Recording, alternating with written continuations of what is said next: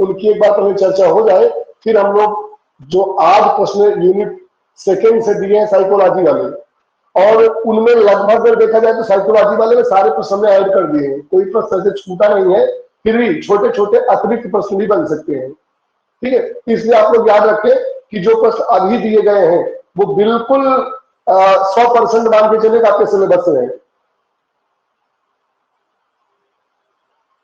और डेली यदि आप प्रश्नों को पूरा नहीं करेंगे तो ये मान के चलिए कहीं ना कहीं कंफ्यूजन आपके मन में बना रहेगा। प्रश्नों को देखना है, एक दूसरे से कंपेयर भी करना है, और जो टॉपिक चल रहा है उस टॉपिक को दिमाग में रखना है कि इस टॉपिक में ये चीजें हमको लिखनी है, वो चाहे शॉर्ट नोट के माध्यम से।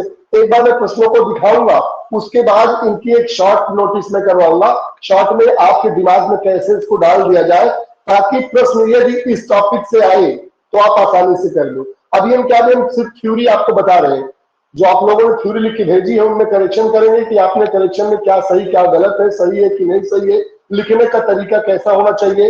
एक जो राइटिंग आपकी चल रही है उनमें लगभग कितना आप प्रैक्टिस के आधार पर कितना आप लिख सकते हैं, वो सारी चीजें अभी क्लियर होंगी।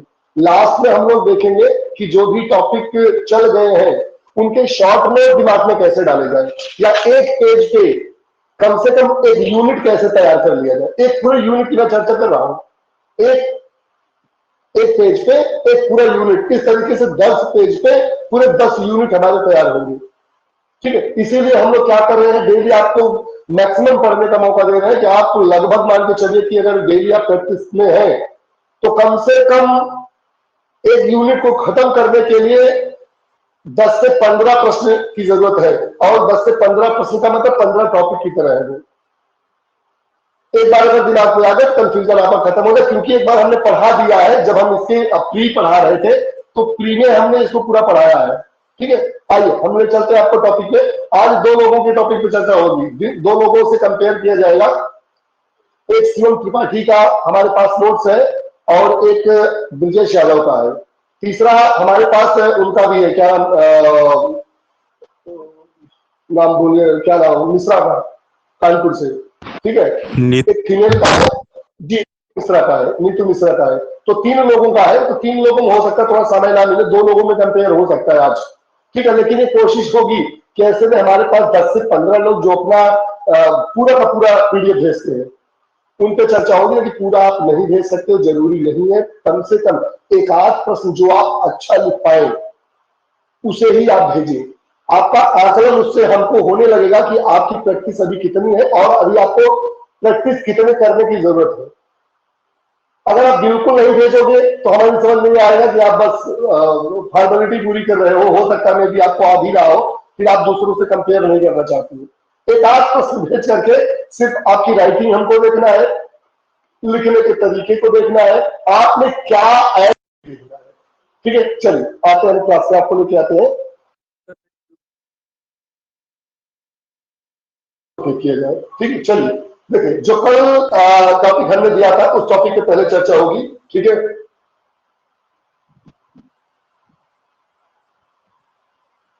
जो कल के 10 प्रश्न थे उन 10 प्रश्नों पर चर्चा सबसे पहले होगी। क्वेश्चन नंबर 3 है, क्वेश्चन नंबर 1 पे आते हैं। ये करेगा टॉप 10 प्रश्न ब्रिजेश जी ने लिखा है और ब्रिजेश जी के साथ में लगाऊंगा शिवम त्रिपाठी का।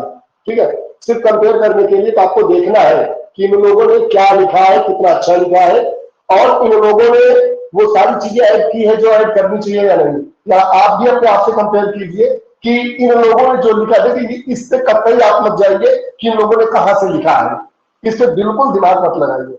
आप सिर्फ ये दिमाग लगाइए कि मान के चलिए कि एक आपके पास नोटबुक है या एक किताब का पेज है जहां पे सारी चीजें व्यवस्थित तरीके से रखी गई है। इनमें से हमें कितनी चीजें ऐसी है जो आती है और जो नहीं आती उनको अंडरलाइन करना है, आपको उन्हें राइटिंग में लाना भी है। ये आप बिल्कुल ध्यान दें, यहाँ पे कंफ्यूजन नहीं होना चाहिए। ये सारे जो मैंने प्रश्न दिए थे, आधुनिक भारत में जो सारी शिक्षा का इतिहास था उसकी मैंने चर्चा की थी, या जो विभिन्न प्रकार के संस्थान थे हमारे भारत में उनकी चर्चा के लिए मैंने ये प्रश्न सारे दिए थे। और 1948 से लगभग मैंने चर्चा की थी और लास्ट में सारी तक इसको ले जाने का मैंने प्रयास किया था। और हमने ये देखा था कि यहाँ पे जो छोटी छोटी संस्थाएं चली हैं उनसे अगर प्रश्न आ जाता है शॉर्ट नोट लिखने के लिए तो आप कितना एक्टिव हैं उनको लिखने के लिए, और भविष्य में यदि यहाँ से ऑब्जेक्टिव प्रश्न बनते हैं तो उन ऑब्जेक्टिव प्रश्नों को आप कैसे आसानी से सॉल्व कर लेते हो, इसकी भी चर्चा आती है। चलिए शुरू करते हैं। प्रश्न आता है बेटा कौन सा? लाइट का क्या हुआ था? लाइट थोड़ा सा कम है क्या? हेलो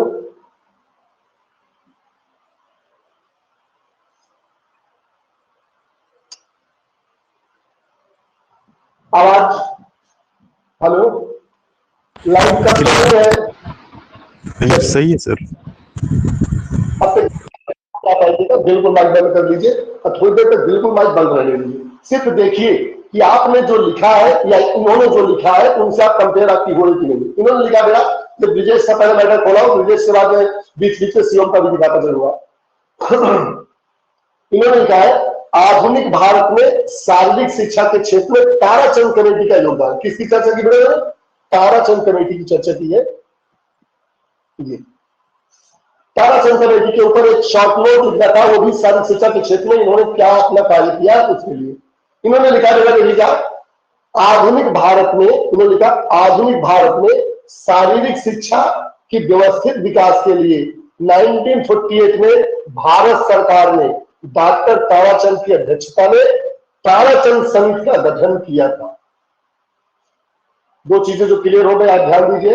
एक क्या बेटा? एक तो 1948 की चर्चा कि ताराचंद कमेटी का गठन कब हुआ? 1948 में हुआ। गठन किसने किया था? भारत सरकार की देखरेख में गठन हुआ था। नाम रखा गया ताराचंद कमेटी क्योंकि उसके जो अध्यक्ष बनाए गए थे वो ताराचंद जी। आगे देखिए बेटा लिखा इस समिति ने शारीरिक शिक्षा को मुख्य धारा से जोड़ने और खेल मानकों को सुधारने में एक ऐतिहासिक और आधारभूत भूमिका निभाई।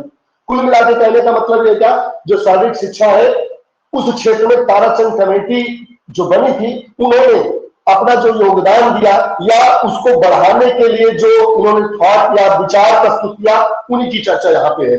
इन्होंने लिखा है शारीरिक शिक्षा को मुख्य धारा से जोड़ने और खेल मानकों को सुधारने में इन्होंने एक ऐतिहासिक भूमिका निभाई थी। क्या दिखा बेटा? आगे देखते हैं। इन्होंने फिर क्या लिखा बेटा? इन्होंने लिखा ताराचंद समिति के प्रमुख योगदान और सिफारिश इस तरीके की है। क्या है बेटा? देखिए नंबर 1 इन्होंने लिखा यह आजादी के बाद शारीरिक शिक्षा और खेलों के लिए गठित पहली कमेटी है। बिल्कुल करेक्ट है। 1947 में जब भारत आजाद हुआ उसके बाद यदि देखा जाए तो यह भारत की पहली कमेटी है शारीरिक शिक्षा को मतलब क्या आधारभूत खिलाने के लिए या कह लो कि उसको आगे बढ़ाने के लिए। इन्होंने दूसरा क्या लिखा बेटा? यह माध्यमिक शिक्षा स्कूल में शारीरिक शिक्षा और खेलों पर सुझाव के लिए गठित की गई। बिल्कुल क्लियर है। क्या लिखा कि यह माध्यमिक शिक्षा या पहले जो स्कूल थे उनमें शारीरिक शिक्षा और खेलों में सुझाव देने के लिए इस कमेटी का गठन हुआ था।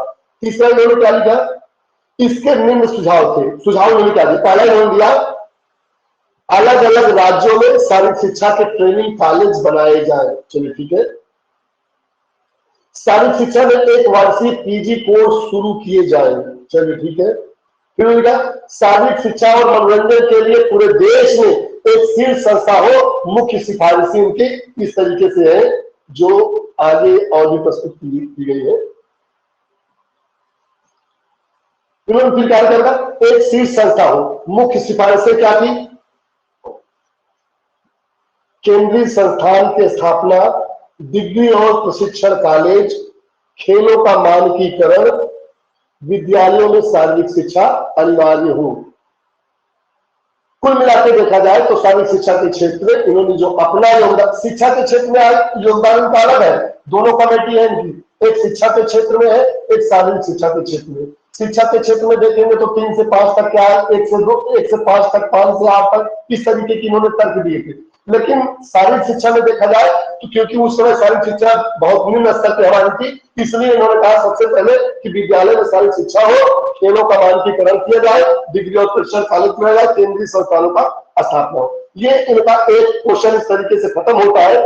इनका कंपेयर हम एक अन्य प्रश्न से करने का प्रयास करते हैं और देखते हैं कि यदि कोई दूसरा इसी प्रश्न को लिखता तो कैसे लिखता। अगर ध्यान से देखा जाए तो जो यहाँ पे प्रस्तुत पॉइंट मिले हैं 119-148 का पॉइंट मिला है, किस लिए बनाई गई इसकी भूमिका इन्होंने दी है, और साथ ही साथ इसका योगदान क्या रहा वो। तो हमने प्रश्न भी यही पूछा था, बेटा क्या पूछा था कि आधुनिक भारत में शारीरिक शिक्षा के क्षेत्र में ताराचंद त्रिवेदी का क्या योगदान है। बिल्कुल क्लियर है। आगे देखते हैं और आपको लाते हैं यहाँ पे जो शिवम जी ने लिखा है, शिवम जी से उनका कंपेयर करते हैं और कंपेयर में देखते हैं कि कहां तक बिल्कुल करेक्ट है। एक बार क्लियर कर दिया जाए कई नंबर से शिवम का चालू है। ये शिवम ने लिखा है, शिवम जी ने क्या लिखा है और लिखने का तरीका दोनों जगह हमने क्या कहा था, हर कोई जब इस पॉइंट के व्यू से लिखेगा तो उनकी अलग थॉट होगी, अलग तरीका होगा बिल्कुल लिखने का।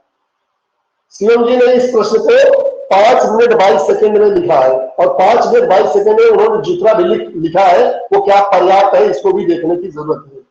120 शब्दों में हमने लिखने के लिए बोला था। अगर इनकी एक सामान्य लाइनें देखी जाए तो 1 2 3 4 5 6 7 1 2 3 4 5 6 1 2 3 4 5 6 लगभग 6 से 7 वर्ड इन्होंने एक संक्षिप्त ब्यौरे में डाला है। अगर इस तरीके से देखा जाए तो इन्होंने जो लिखा है 1 2 3 4 5 6 7 8 9 इसको जोड़ दिए 10 11 12 13 14 15 16 17 18 19 लगभग 20 लाइन लिखा है। 20 सत्ते 140 कहने का मतलब 26 अगर 120 भी जोड़ा जाए तो भी करेक्ट है, मतलब पर्याप्त है।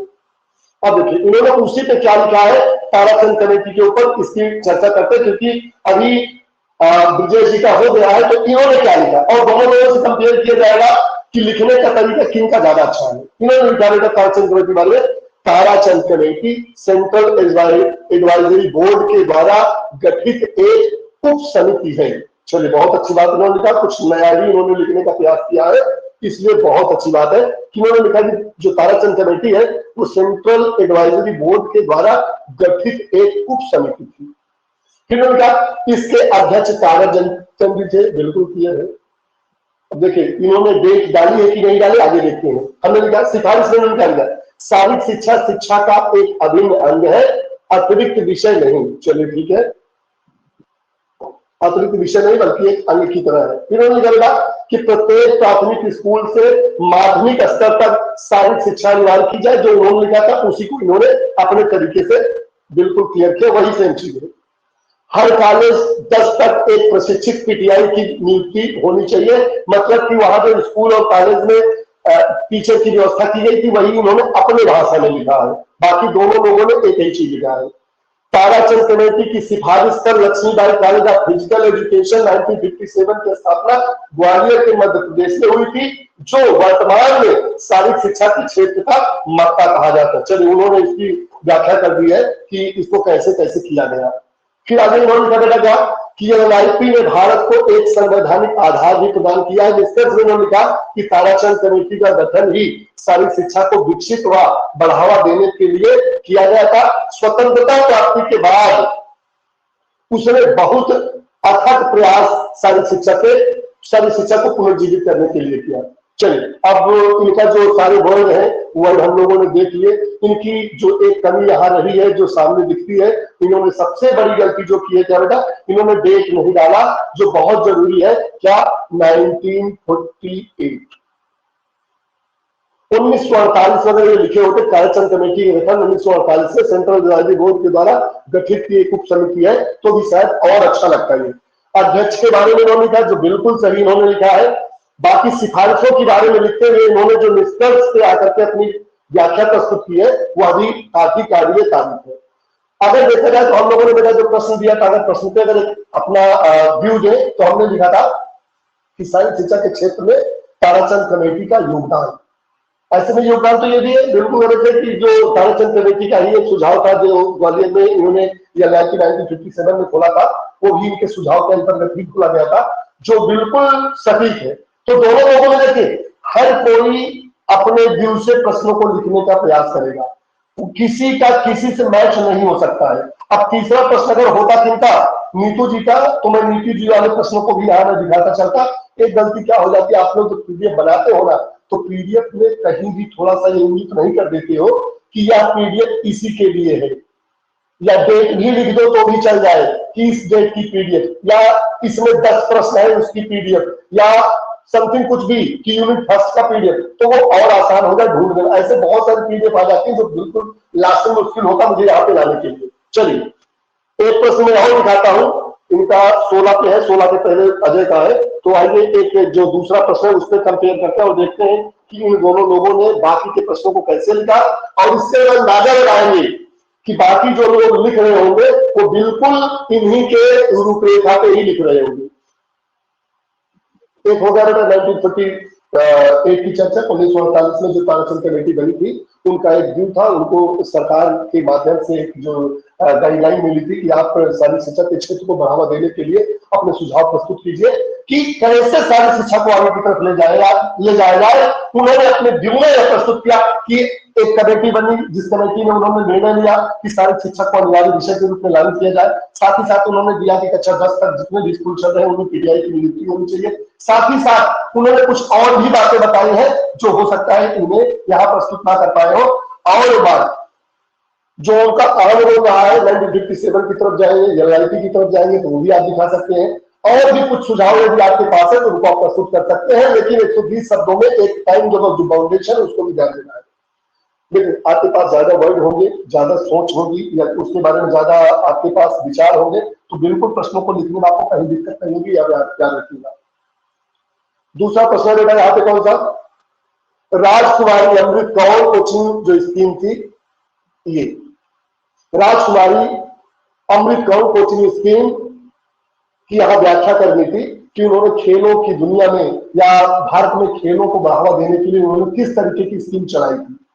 राजकुमारी अमृत कौर के बारे में जानने के लिए वो टेनिस की खिलाड़ी थी और भारत सरकार की पहली स्वास्थ्य मंत्री थी।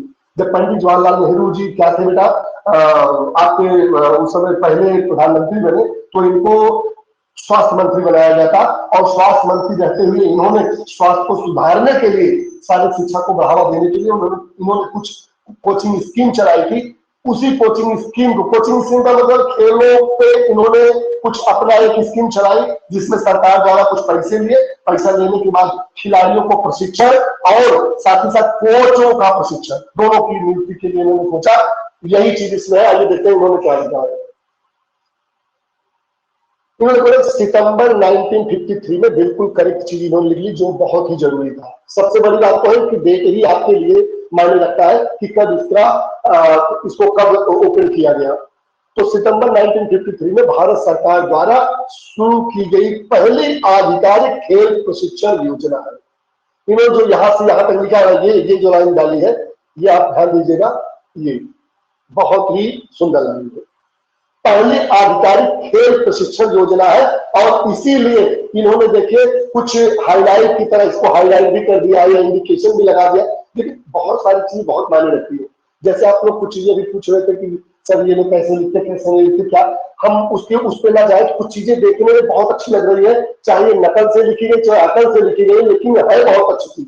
देखिए जहां पे डैश लगना चाहिए उन्होंने डैश लगाया, जहां पे पूर्ण विराम हो जाए पूर्ण विराम लगाया, जहां पे इनको इंडिकेट करना है कुछ अलग का सिंबल लगाया। ये सब बहुत मायने रखता है, और ये सब आपके नंबरों में 4-4 लगाएंगे। इसलिए आप ध्यान दीजिएगा, जो लोग अभी मैं बहुत सारे लोगों को देख रहा हूं कि वो लोग सिर्फ जैसे प्रैक्टिस नोट लिखते हैं उसी तरीके से लिख के छोड़ने का प्रयास कर रहे हैं, तो वहां पर बिल्कुल ये नहीं होना चाहिए।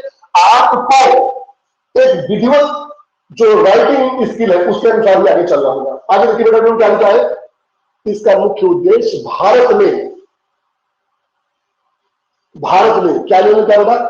इसका मुख्य उद्देश्य भारत में प्रतिभाशाली खिलाड़ियों को योजना और उन्हें उन्नत प्रशिक्षण प्रदान करना और देश में खेलों का विकास करना था। बहुत सही, बिल्कुल करेक्ट है कि किस लिए इसका किया गया था। उन्होंने यहां तक में इसको खत्म कर दिया। देखिए यहां से खिलाड़ियों को योजना, उन्होंने लिखा कि इसका मुख्य उद्देश्य क्या था। मुख्य उद्देश्य की अगर चर्चा करें मतलब भारत में प्रतिभाशाली खिलाड़ियों को योजना, उन्हें उन्नत प्रशिक्षण प्रदान करना और देश में खेलों का विकास करना था। इन्होंने फिर लिखा कि 1961 में एनआईएस पटियाला में मर्ज कर दिया गया इस योजना को। बिल्कुल सही है। जब 1957 में ग्वालियर में आपकी एलआईपी खोली गई थी, वहां पे इसको असेंबल नहीं किया गया था, लेकिन 1961 में जब योजना कार्यान्वित हो गई NIS की, तो उस समय क्या किया बेटा कि जो हमारी कोचिंग स्कीम थी इसको बंद करके इसमें ला दिया गया, क्योंकि यहाँ पे अब कोचों को तैयार करने की व्यवस्था हो गई थी। खिलाड़ियों के लिए जो कोचों की व्यवस्था होनी चाहिए थी वो NIS कर चुका था, इसलिए 1961 में NIS पटियाला में इसको मर्ज कर दिया गया। बिल्कुल करेक्ट। इस योजना की मुख्य बिंदु हुआ इसकी समीक्षा के लिए इन्होंने जो लाइनें लिखी है, देखे ये भी बहुत काबिल तारीफ और अच्छा लग रहा देखने में भी। इन्होंने देखिए लिखा क्या है, मुख्य बिंदुओं में क्या लिखा है, मुख्य बिंदुओं में लिखा बेटा पृष्ठभूमि में लिखा कि इस योजना की शुरुआत स्वतंत्रता के बाद तत्कालीन स्वास्थ्य मंत्री राजकुमारी जो अमृत कौर जी है, तो बेटा राजकुमारी अमृत कौर की सुझाव पर की गई थी, जो तत्कालीन क्या थी बेटा स्वास्थ्य मंत्री थी। बाद में इसे राजकुमारी स्पोर्ट्स कोचिंग स्कीम के नाम से जाना जाता था, यह भी बिल्कुल सही है। क्या बेटा राजकुमारी स्पोर्ट्स कोचिंग स्कीम के नाम से भी जाना गया। प्रारंभिक बजट क्या करेगा, शुरुआत में इस परियोजना के लिए भारत सरकार ने 75,000 रुपए की राशि मंजूर की थी, जो बिल्कुल सही है। पहली बार 75,000 ही दिए गए थे कि आप 75,000 में इन खिलाड़ियों की ट्रेनिंग की व्यवस्था करवाइए।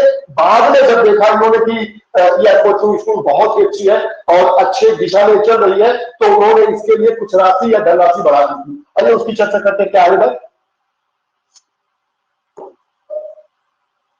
फिर उन्होंने क्या बोला कि प्रशिक्षण का दायरा, प्रशिक्षण के दायरे में क्या बताया, उन्होंने क्या बताया, इस योजना में एथलेटिक्स, हॉकी, टेनिस, क्रिकेट व टेबल टेनिस जैसे खेलों को शामिल किया गया था।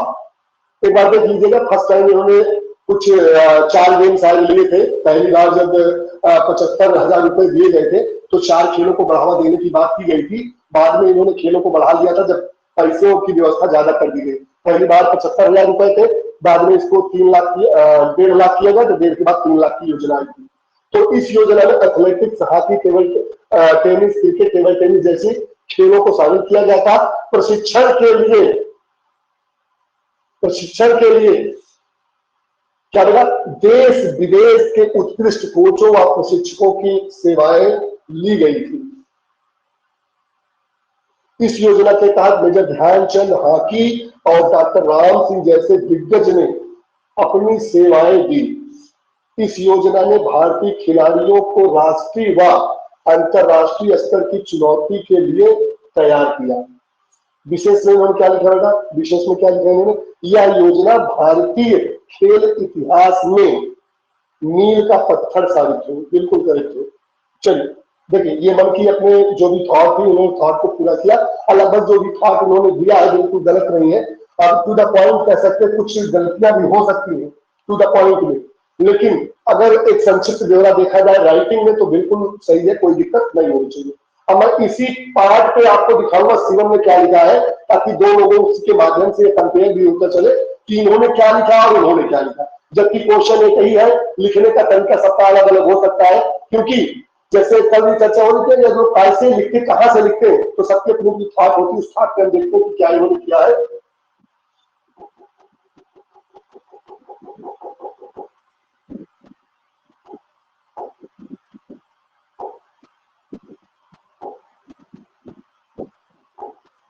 चलिए, सीएम ने लिखा है,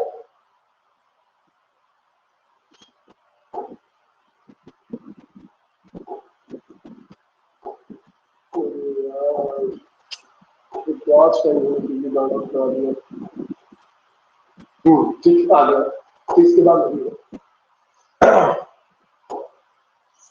देखिए राजकुमारी अमृत कौर कोचिंग स्कीम पे फिर से आते हैं, और आपको यहाँ देखते ये भी चल रहा है कि आप एक तरीके से मान के चलिए कि इनका ब्यौरा आपके दिमाग में बहुत अच्छे तरीके से चलता चला जा रहा है, ताकि आपको दोबारा कभी भी अगर ये प्रश्न पूछे जाए तो आपको किताब खोलने की जरूरत ना पड़े। बाकी आपका सिर्फ क्या चल रहा, माइंड और हाथ चलिए। आइए कोचिंग स्कीम में देखते हैं कि उन्होंने क्या लिखा। राजकुमारी अमृत कौर कोचिंग स्कीम 1953 में स्थापित तत्कालीन स्वास्थ्य मंत्री व टेनिस खिलाड़ी राजकुमारी अमृत कौर जी को के द्वारा यह स्कीम शुरू की गई थी, जो बिल्कुल सही है। इन्होंने दोनों चीजें डाली, 1953 को डाला। राजकुमारी जो अमृत कौर थी उनके बारे में उन्होंने कहा कि टेनिस की खिलाड़ी थी और स्वास्थ्य मंत्री थी, तीनों चीजें उन्होंने क्लियर कर दिया, 1 2 3। आगे इन्होंने क्या कर देखिए, इसमें विदेशी कोचों के साथ साथ भारतीय कोचों को भी शामिल किया गया, तो बिल्कुल सही है। इसमें आप शुरू में देखेंगे जब 1953 में इसकी योजना चलाई गई थी तो एक विदेशी कोच लिए गए, बाकी भारतीय कोचों को ही रखा गया था क्योंकि उतने पैसे थे नहीं, 75,000 में इस स्कीम को चलाया जा रहा था। फिर आगे विशेष में यह स्वतंत्र भारत की पहली संगठित कोचिंग स्कीम है। चलिए बिल्कुल करेक्ट है, इन्होंने इस लाइन को भी क्लियर किया, ठीक है, कि स्वतंत्र भारत की पहली संगठित कोचिंग स्कीम है। उद्देश्य में क्या जाना बेटा, देखिए उद्देश्य में इन्होंने लिखा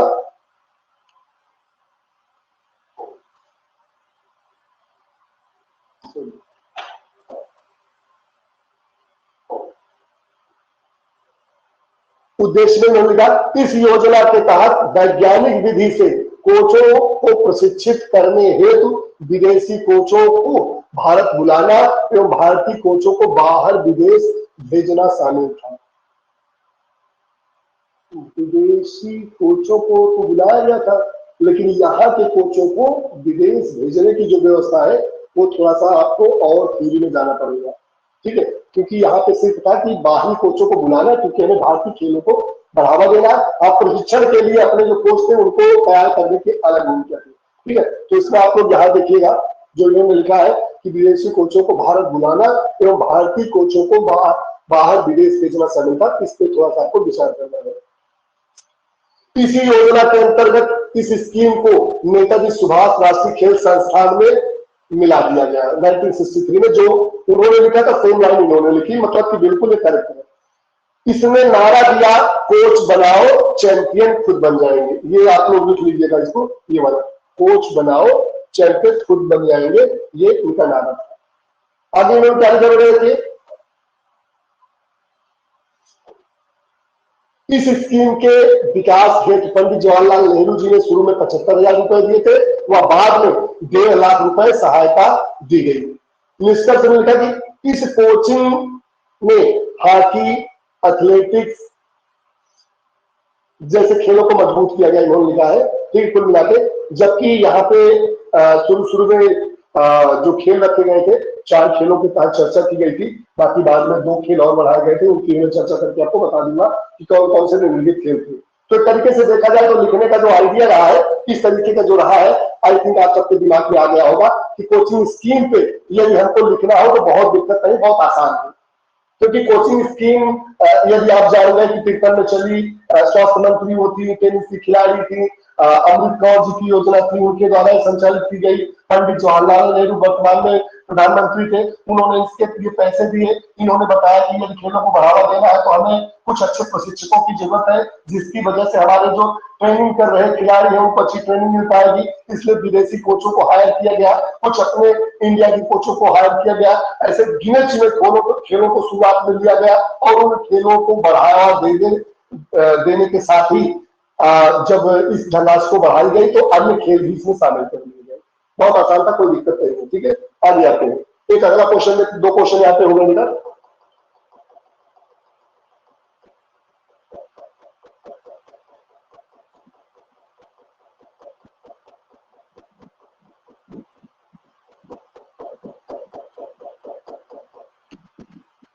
तीसरा क्वेश्चन बेटा देखिए, एनडीएस के बारे में है, ठीक है। एनडीएस की बात हुई है, अनुशासन जो योजना थी, नेशनल डिसिप्लिन स्कीम की जो चर्चा हुई है उसकी चलेंगे। एक बात आप याद रखिए, जब आप थ्योरी पे थोड़ा सा अपना डिस्कशन कर लेते हैं और कहीं भी अगर 10 मिनट उस पर आप व्याख्या कर लेते हैं या चर्चा हो जाती है तो आपको जिंदगी भर से जो पढ़ते चले आए वो पढ़ने की जरूरत नहीं होती है। एक बात आप ध्यान में लीजिए, आप बार बार इन चीजों को कहीं ना कहीं कंफ्यूज, यही सबको प्रश्न बार बार सवाल ऑब्जेक्टिव में यही आते हैं। ऑब्जेक्टिव में एनडीएस स्कीम कब लागू की गई, किसने लागू किया, अध्यक्ष कौन थे, या फिर 1948 में कौन सी सबसे पहली संस्था थी जिन्होंने खेलों को बढ़ावा देने के लिए समिति तैयार की गई थी। मतलब ऐसे छोटे छोटे तो से घुमा फिराते थे, बहुत सारे बन सकते हैं। यदि एक बार थ्योरी दिमाग में आ गई है तो निश्चित रूप से गलतियां नहीं होंगी। देखिए अगला क्वेश्चन क्या है, राष्ट्रीय अनुशासन योजना, जिसे एनडीएस बोलते हैं शॉर्ट फॉर्म में, नेशनल डिसिप्लिन स्कीम के नाम से जाना जाता है। सबसे मुख्य क्वेश्चन इसका क्या बेटा, डेट की है। इन्होंने कहा राष्ट्रीय अनुशासन योजना की शुरुआत 1954 में की गई थी। इसका मुख्य उद्देश्य शारीरिक शिक्षा के माध्यम से छात्रों में राष्ट्र प्रेम, आत्मनियंत्रण और शारीरिक फिटनेस की मजबूत नींव डालना है। सीधी सी बात है, अगर कोई भी अगर नेशनल डिसिप्लिन स्कीम बनाई गई है तो निश्चित रूप से जो हमारे भारतीय खिलाड़ी थे या कह लो जो हमारे बच्चे थे उनके अंदर क्या बेटा राष्ट्र प्रेम, आत्मनियंत्रण और शारीरिक फिटनेस के लिए बनाया गया था। इस योजना ने भारतीय स्कूलों में क्या बेटा शारीरिक प्रशिक्षण और मार्च ड्रिल, ये मार्च ड्रिल है, वही मार्च ड्रिल वही से है, मार्च ड्रिल को अनिवार्य रूप प्रदान करता है या किया जाता है, प्रदान किया किसने, हमारी जो एनडीएस थी। अब एनडीएस के बारे में देखिए इन्होंने जो नीचे लिखा है ये बहुत इंपॉर्टेंट है और यही मेन आपको प्रश्नों में नंबर दिलाएंगे। इन्होंने कहा सारी शिक्षा में योगदान व महत्व। इन्होंने कहा यह योजना 24 जुलाई 1954 को नई दिल्ली में आजाद हिंद फौज के जनरल जेके भोसले जो उस वक्त पुनर्वास मंत्रालय में उप मंत्री के नेतृत्व में शुरू की गई। थोड़ा सा सेंटेंस थोड़ा सा प्लस माइनस कर सकते हो, बाकी आपको जो मुख्य पॉइंट लेना था बेटा वो मिल गया है। क्या एक तो 24 जुलाई की जो चर्चा हुई 1954 में इसको स्टैब्लिश किया गया था, नई दिल्ली में किया गया और किसके बारे में किसने किया था, तो कौन थे बेटा, ये जनरल जो जेके भोसले जी थे इनके द्वारा। तो आप याद रखिए दो तीन जो नाम आपको देने हैं यहाँ पे याद रखने हैं। एनडीएस की स्थापना से संबंधित इसको स्थापित करने वाले कौन थे और उनके बारे में थोड़ा सा शॉर्ट लाइन में लिख दी है, ये और भी काफी अच्छी है। और जनरल जेके भोसले के बारे में चर्चा हो बेटा, ये वाला जो नाम दिया गया ना आजाद हिंद फौज के, ये इसको भी दिमाग में रखें। नई दिल्ली में आजाद हिंद फौज के जनरल जेके भोसले जो उस वक्त पुनर्वास मंत्रालय में उपमंत्री थे नेतृत्व में शुरू की गई थी। इस योजना में निम्न मुख्य कार्य किए गए थे। देखिए कार्य क्या किया था एनडीएस ने,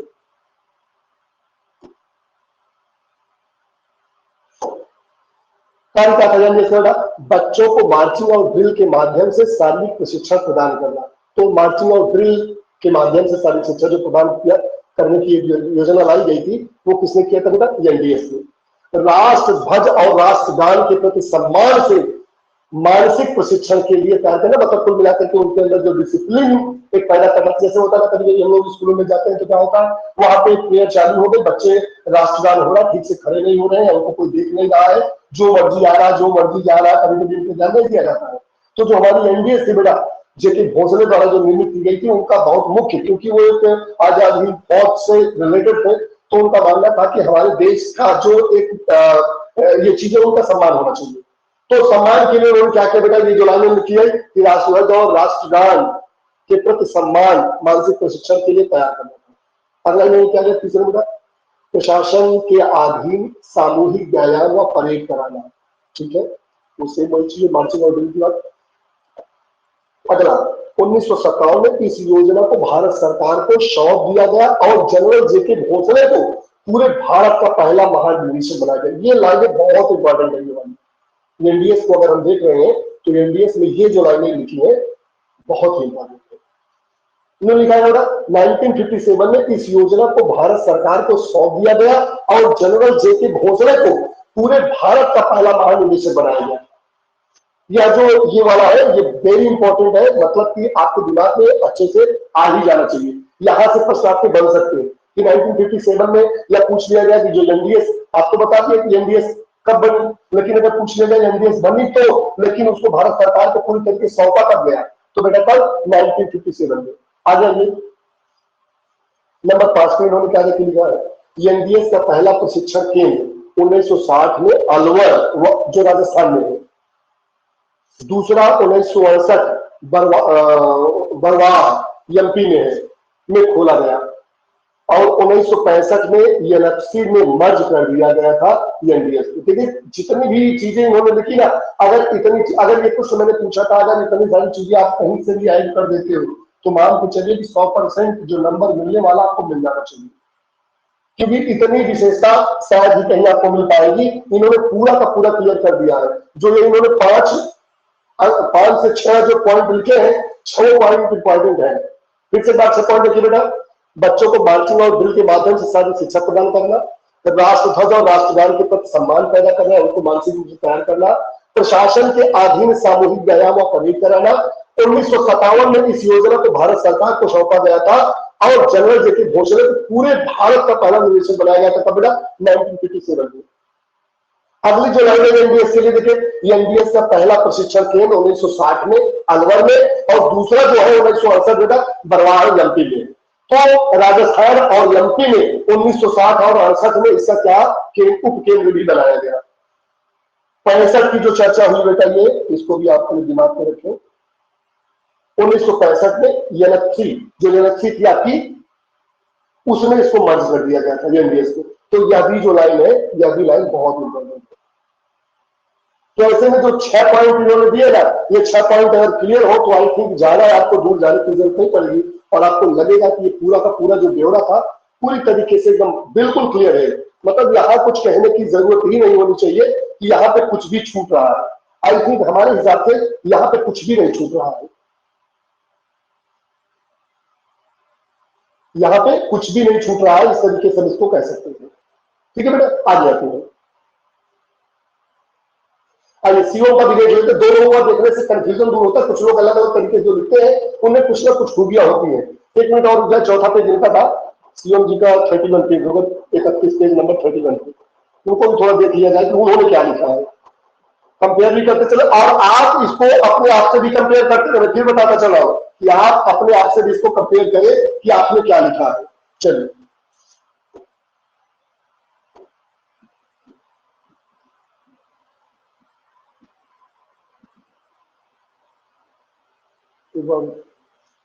जी, चलिए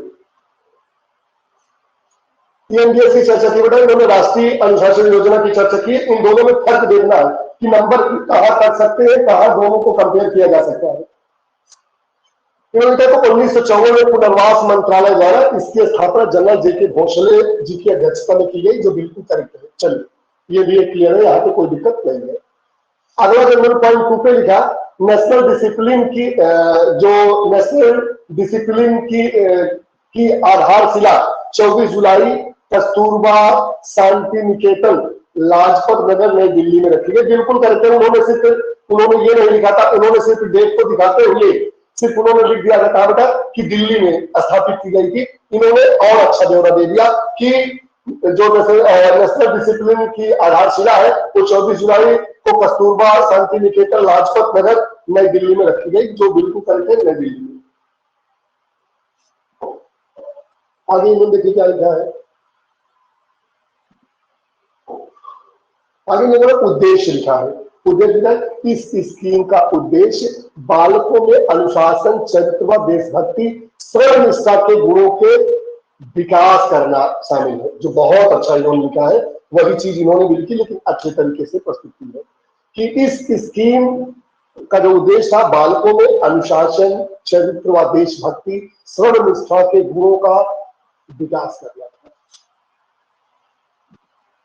फिर क्या क्या था, लेजियम, योग, प्राथमिक चिकित्सा आदि के द्वारा अच्छे नागरिक गुणों को विकसित किए जा रहे। कुल मिलाकर के देखा जाए तो जो लिखने का तरीका है, क्योंकि वर्ड सबके अलग अलग होंगे, उन्होंने मार्च बिल को ही सामने रख के खत्म किया था। इन्होंने मार्च बिल के साथ साथ इन्होंने दिखा दिया कि कुछ और भी चीजें थी, जैसे लेजियम, योग, प्राथमिक चिकित्सा, ये सब भी ऐड किया है, जो बिल्कुल गलत है। आई थिंक बिल्कुल क्लियर है और इतना चलेगा। अगला क्या देखिए, 1962 व 1965 के युद्धों में एनडीएस के द्वारा स्वयं सेवकों के रूप में काफी सहायता हुई थी। चलो ठीक है कि जो 62 और 65 के युद्ध थे उनमें क्योंकि हमारी एनडीएस तैयार हो गई थी, तो एनडीएस में जो भी लोग थे उन्होंने क्या किया बेटा, अपना योगदान प्रस्तुत किया था। आगे इन्होंने क्या लिखा बेटा, बाद में एनसीसी में एनडीएस को एक एनएसएस में समाहित कर दिया गया। बाद में एनसीसी में एनडीएस को एक एनएसएस में समाहित कर दिया गया। थोड़ा सा कुछ अटपटा सा लग रहा है, मतलब कि जो वर्ड है वो अटपटे से लग रहे हैं और कुछ नहीं, क्योंकि 1948 एनसीसी का गठन और एनडीएस को देखा जाए तो एनडीएस के साथ साथ जो एनएसएस है, एनएसएस में समाहित कर दिया गया। एनसीसी में एनडीएस को एक एनएसएस में समाहित कर दिया गया। थोड़ा सा पता वर्ड है, बाकी कहने का उनका जो तरीका है वो मैं समझ पा रहा हूँ कि वो क्या कहना चाहते हैं। उनका कहने का मतलब यह है जो एनडीएस है उसको एक तरीके से देखा जाए तो यंसस के रूप में भी प्रोत्साहित किया गया था। आगे इन्होंने क्या लिखा बेटा देखिए, इस योजना को शारीरिक शिक्षा के चरित्र निर्माण के साथ जोड़ा गया है। चलिए लगभग ठीक है, मान लेते हैं कि बिल्कुल करेक्ट है। निष्कर्ष है, इस योजना में बालकों के अंदर अच्छे नागरिक के गुण विकसित कर और भी समन्वय बना दिया। अब देखिए दोनों लोगों में जो अंतर थोड़ा सा है, अगर जैसे कुछ चीजें नहीं क्लियर होती हैं तो आप लिखते चले जा रहे हैं तो वो भी बिल्कुल गलत नहीं है, लेकिन इसमें देखा जाए तो जो पहले जो जिन्होंने पहले लिखा था उन्होंने कुछ जो पॉइंट दिए थे, कुछ बहुत सेटिस्फैक्टरी पॉइंट दिए थे, मतलब बहुत ज्यादा वो डीप में चले गए थे। मतलब कुल मिलाकर देखा जाए तो बहुत अच्छी अच्छी चीजें उन्होंने क्लियर कर दी थी। शिवम जी ने भी बहुत अच्छी चीजें क्लियर की, ऐसा नहीं है, लेकिन कुछ चीजें इन्होंने छोड़ के अपने बातों को पूरा कर लिया है। अगर दोनों लोगों में कंपेयर किया जाए, नंबर देने की बात है, अगर 8 नंबर देना है और एक एक जो छोटे छोटे पॉइंट है, अगर वहां पे एक एक नंबर भी ऐड किया जाए कि एक नंबर हम यहाँ पे देंगे, सॉरी एक नंबर यहाँ पे देंगे, एक नंबर श्रम मंत्रालय पे देंगे, या पहले की दिल्ली में जो हुई थी इस पे देंगे, एक वर्ड देंगे जनरल जी के घोषणा के ऊपर। तो ऐसे में जो अन्य वर्डों की जो एक व्याख्या करने की बात आएगी कि नंबर कहाँ कहाँ पे एक एक नंबर दे करके लास्ट में 8 नंबर पूरा कर रहे हैं, तो हो सकता है कि उस बेस पे वहां पे ज्यादा नंबर मिल जाए। ठीक है, तो इसलिए आपको एक दूसरे से कंपेयर भी करना है, कोशिश करनी है कि अच्छे शब्दों का चयन करके हम आगे की तरफ बढ़ सकें। 3 प्रश्नों में बिना अगले प्रश्न आते हैं, जो चौथा प्रश्न है उसको देखते हैं।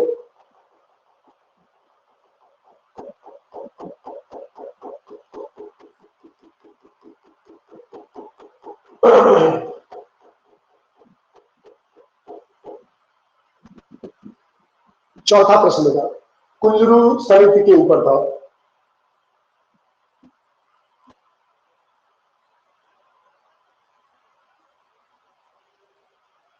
एक मिनट पानी पीऊंगा, तब तक आप लोग इसको देखते रहो।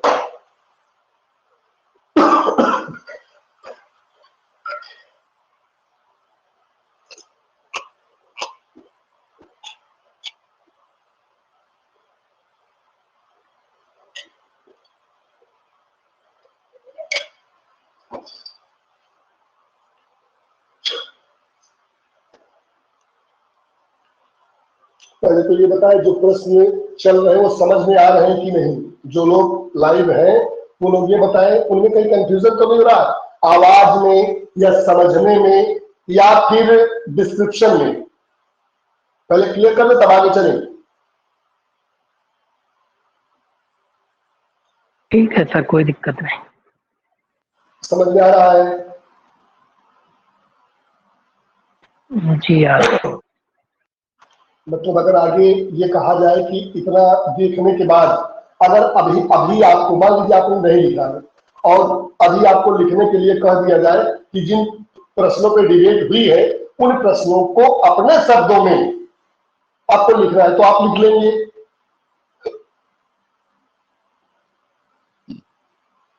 Yes sir. देखिए लिखने की जरूरत है बेटा, तो फिर बता दूं जितने लोग भी लाइव हैं, मैं ऐसा नहीं कहूंगा, आप इसको एक कॉपी डाल के चलिए। आप ये समझिए कि जो यहाँ पे लिखा है एक मेन आप किताब पढ़ रहे हैं और किताब को पढ़ने में यहाँ समझने में बहुत अंतर होता है, क्योंकि ये डिबेट है। डिबेट में अगर आपके दिमाग में क्वेश्चन और उत्तर दोनों आ गए तो भविष्य में आप कभी नहीं भूलेंगे। और बोलता है जिसको प्रश्न याद हो गए उसको उत्तर याद हो जाएगा, जिसको प्रश्न नहीं याद होता है उत्तर कभी भी याद होता है। इसीलिए मैं बार बार कहता हूं कि जो सिलेबस है उस सिलेबस को डेली एक बार जहां भी आप रखे हो दीवार पे चिपकाए हो वहां टिक जरूर कर दीजिए कि ये वाला मेरा क्लियर हो गया है, ताकि भविष्य में कभी भी आप लौट के उसे देखें तो आप ये कह पाए कि यार ये तो मुझे सब आता है। ठीक है बेटा, आगे चलते हैं। कोशिश तो करना अगला क्वेश्चन जी, कुछ बोल रही हैं आप? चलिए कोई बात नहीं। हाँ सर, लिखने में सर ऐसे मतलब खुद से लिखने में परेशानी तो बहुत हो रही है, लेकिन कोशिश तो करना ही होगा। देखो बेटा हमारी बात सुनिए, वो परेशानी तो हर जगह पे है। कोई भी आप चैप्टर उठाते हो वहां पे समस्या है। ऑब्जेक्टिव पहले समस्या थी, ऑब्जेक्टिव की समस्या की ज्यादातर खत्म हो गई। क्योंकि हम लोगों ने इतनी प्रैक्टिस की है कि ऑब्जेक्टिव अगर सवाल में कहीं का भी आप ले लो, किसी भी एग्जाम का ले लो, तो आप 50% ऑब्जेक्टिव को बिना बहुत कुछ समझे टिक कर लोगे, क्योंकि हम लोगों ने वहां पे बहुत ऑब्जेक्टिव क्लियर कर लिया है। सर अब दूसरे ये थोड़ी परेशानी हो रही है, धीरे धीरे हैचुअल हो जाएंगे तो सर नहीं होगा समस्या। इसीलिए हमने 10 प्रश्न दिए हैं। देखिए 10 प्रश्न ज्यादा नहीं है, फिर भी याद रखिएगा, क्योंकि एक दिन में 20 प्रश्न आपको लिखना है, मैं 10 ही प्रश्न दे रहा हूं, और वो 10 प्रश्न जो दे रहा हूं वो अकॉर्डिंग टू योर सिलेबस, वहां पे आपको दिक्कत होनी ही नहीं चाहिए। आई थिंक अगर ऐसा आप कर ले रहे हो, 10 प्रश्न आप आसानी से लिख रहे हो, और जो लोग 1-2 प्रश्न लिख के छोड़ रहे हैं, मैं फिर उनसे बोल दे रहा हूं कि वो अपने आप को अभी भी प्री निकालने के बाद मेंस के लायक वो अपने आप को नहीं समझ रहे हैं। ठीक है बेटा, इसलिए मैं फिर से बोलता हूं कि आप बिल्कुल लापरवाही ना करते हुए सीधा टॉपिक पे आए, क्योंकि एलटी जीआईसी के जो मेंस के लिए क्वालिफाई हुए हैं उनमें से 70% लोग ऐसे हैं जो राइटिंग से अपना मतलब खत्म कर चुके पूरी तरीके से, क्योंकि किन्होंने 2010 में बीपीएड किया है, किन्होंने 2015 में किया, 2020 में किया, लगभग सब लोगों का 5 से 7 साल का गैप है राइटिंग से। ऑब्जेक्टिव करने की आदत पड़ गई थी, लेकिन राइटिंग में आप नहीं। मेरे जानने में 3-4 लोग सर मेरे जानने में 3-4 लोग ऐसे हैं जो हिम्मत एकदम हार गए कि हम नहीं लिख पाएंगे, हमसे नहीं हो पाएगा। लेकिन देखो, जब आपको ये लगता है ना नहीं लिख पाएंगे, तो एक जो आपका अभी बुद्धि की चर्चा होगी, ठीक है, तो एक जो दूसरी वाली बुद्धि होती है ना, जो कह लो कि मूर्त और क्या अमूर्त, तो जो इंजीनियर वाली बुद्धि होती है ना, वो वाली जब बुद्धि लग जाएगी, जिसे क्या बोलते हैं, मूर्त बोलते हैं कि अमूर्त बोलते हैं। इंजीनियर की बुद्धि क्या है, यांत्रिक इंजीनियर। फैनडाइक और गैरेट महोदय ने जब बुद्धि को स्थापित किया था, अमूर्त बुद्धि है सर, इंजीनियर की बुद्धि अमूर्त है, जो दिखाई दे। हाँ, कवि जो है वो अमूर्त हैं, कवि जो है अमूर्त हैं। कल्पना वाले जितने भी लोग हैं सब अमूर्त हैं। जो सामने, जैसे मैं ये काम कर रहा हूं, मैं ये काम करके दिखा रहा हूं, ये मूर्त बुद्धि मेरी है, लेकिन मैं रेडियो पे समाचार की तरह बोलता जाऊं, आप सुनते जाओ, अमूर्त बुद्धि की तरह है। ठीक है, तो दोनों में जो अंतर है, उन चीजों को जब समझ जाएंगे, जब मूर्त बुद्धि की तरफ आएगा। अमूर्त बुद्धि क्या है, मन करा कि नहीं कर पाएंगे यार, ये होगा ही नहीं, अमूर्त बुद्धि। लेकिन जब आप राइटिंग चालू कर देंगे और आपको देख करके 10 लोग कहेंगे अरे यार ये तो बहुत जो हम सोचते हैं सर, हमारा मस्तिष्क उसको साकार करने में, सही करने में पूरी कोशिश लगा देता है और उसको करके छोड़ता है, निगेटिव हो चाहे वो सकारात्मक। दुनिया की बिल्कुल सही क्लियर अगर कहीं है तो आपके माइंड में, बस इसी चीज को सोच लिया जाएगा तो कहीं दिक्कत नहीं होगी। आइए बेटा प्रश्न पे आते हैं। ठीक है, प्रश्न को देखते हैं। प्रश्न क्या है हमारा? प्रश्न हमारा है, सॉरी,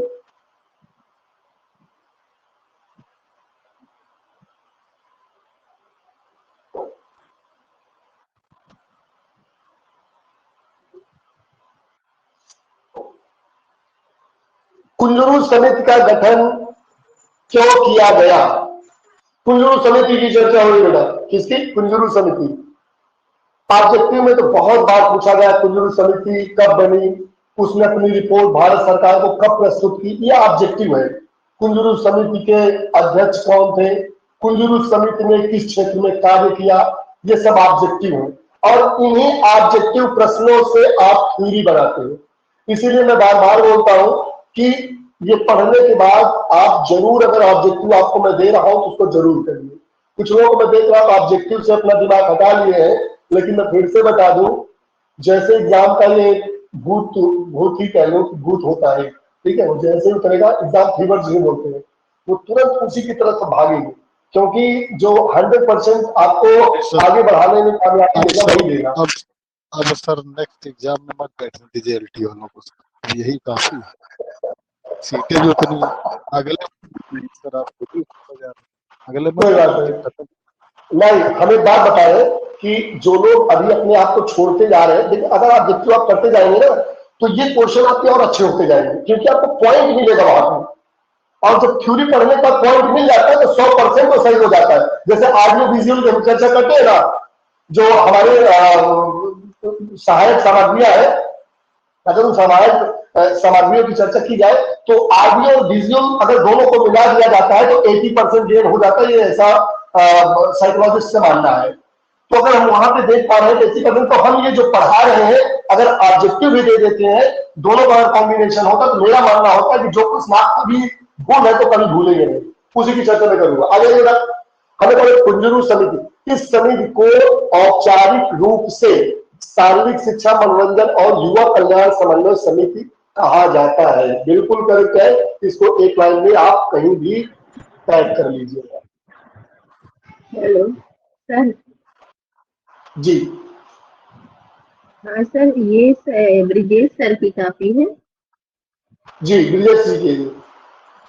हाँ सर, ये हर जो है रहता है सब पे बिंदी दे देते हैं, सारे है पे सब पे बिंदियां नहीं होती सर, लेकिन हम भी गलत लिखते सर, सारे घर होता है।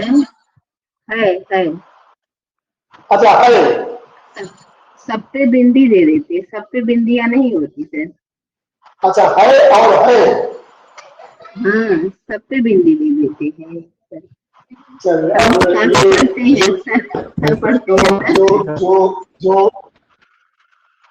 जो भाषा के प्रश्नवाचक बन गया है, कहाँ जाता है।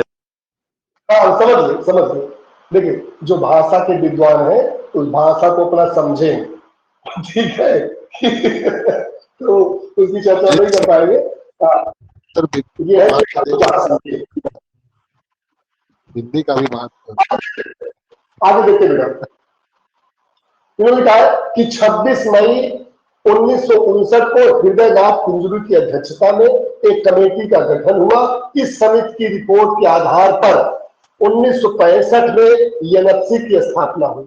ये लाइनें जो थोड़ा सा लिखी इन्होंने बहुत ही सही लिखी है, मतलब अच्छी लाइनें हैं, मतलब नंबर दिलाने वाली लाइनें हैं। अगर एक एक नंबर इनको ऐड किया जाएगा तो मैं कहा दूं कहाँ इनको एक नंबर हमको देना है, तो एक नंबर मैं इनको यहाँ दे सकता हूँ, दूसरा नंबर दे दूं कि किसकी अध्यक्षता में हुई, एक नंबर आपके लिए यहाँ पे है। तीसरी बात कही जाए कि एनएफसी में जो इसका मतलब के आधार पर एनएफसी का गठन हुआ 1965 की, एक नंबर यहाँ मिल सकता है।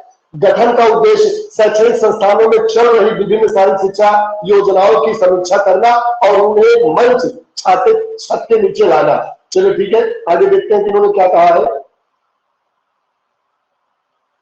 उद्देश्य में लिखा था, क्या उद्देश्य में लिखा था कि शैक्षणिक संस्थानों में चल रही विभिन्न शारीरिक शिक्षा योजनाओं की समीक्षा करना और उन्हें एक मंच के नीचे लाना। देखिए इसको भी लाइन में थोड़ा सा डालिएगा, बहुत अच्छी लाइन है ये, ठीक है।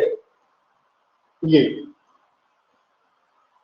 कि शैक्षणिक संस्थानों में चल रही जो शारीरिक शिक्षा है उनकी योजनाओं की समीक्षा करना था कि वो लोग सही से पढ़ा रहे हैं कि नहीं, सही से क्रियान्वयन हो रहा है कि नहीं, फिजिकल एजुकेशन सही दिशा में धरातल पर आ रहा है कि नहीं, इसकी समीक्षा करना ही इनका मुख्य उद्देश्य था। आगे देखिए क्या लिखा उन्होंने। मुख्य सिफारिशें विभिन्न कार्यक्रमों जैसे नेशनल जो एनडीएस था उसकी चर्चा इन्होंने की है, और जो ऑक्सिलरी कैडेट कोर्स की चर्चा है जिसे एसीसी बोलते हैं, जो जूनियर डिवीजन माना जाता है, एसीसी 1952 में जो एसीसी की स्थापना हुई थी तब उसकी चर्चा इन्होंने की है कि नेशनल जो डिसिप्लिन स्कीम है एनडीएस की चर्चा है, और ऑक्सिलरी कैडेट कोर्स की जो चर्चा है उसकी में संसाधनों की बर्बादी और जो दोहराव को रोकने के लिए इन्हें एक साथ समन्वय करने का उपाय सुझाना। चलिए ठीक है, ये थोड़ा सा विशेष लाइन है, इनको समझने की जरूरत है। आगे देखें, जो आपके लिए और इंपॉर्टेंट है वो क्या बेटा, ये हृदयनाथ कुंजरू 1953 में गठित प्रसिद्ध राज्य पुनर्गठन आयोग, ठीक है, जो स्टेट रिगॉर्गनाइजेशन कमीशन थी उसके सदस्य भी थे। तो जो राज्य पुनर्गठन आयोग था उसके क्या थे बेटा, अध्यक्ष थे। अगर ये आपको कहीं मिल जाए, क्योंकि कुंजरू समिति के बारे में लिखना है, तो हृदयनाथ कुंजरू के लिए एक लाइन आपकी है कि जो हृदयनाथ कुंजरू जी थे, ये प्रसिद्ध राज्य पुनर्गठन आयोग के क्या थे बेटा, सदस्य थे। एक लाइन इनके लिए। फिर रिपोर्ट कब सौंपी, 1963 में इस समिति ने अपनी एक रिपोर्ट सौंपी जिसके निम्न सुझाव थे। यह भी लाइन 1 नंबर के लिए इंपॉर्टेंट है, 1 नंबर आपका यहां भी है। रिपोर्ट सौंपी जिसके निम्न सुझाव थे। जो ए में इन्होंने क्या लिखा है, ए में इन्होंने क्या लिखा है, ये बी है आपका। ए में लिखा है एनसीसी को कॉलेज में अनिवार्य कर देना चाहिए। इसके लिए यूजीसी विश्वविद्यालय अनुदान आयोग, शिक्षा मंत्रालय, एनसीसी महानिदेशालय को संयुक्त रूप से जिम्मेदार बनाए।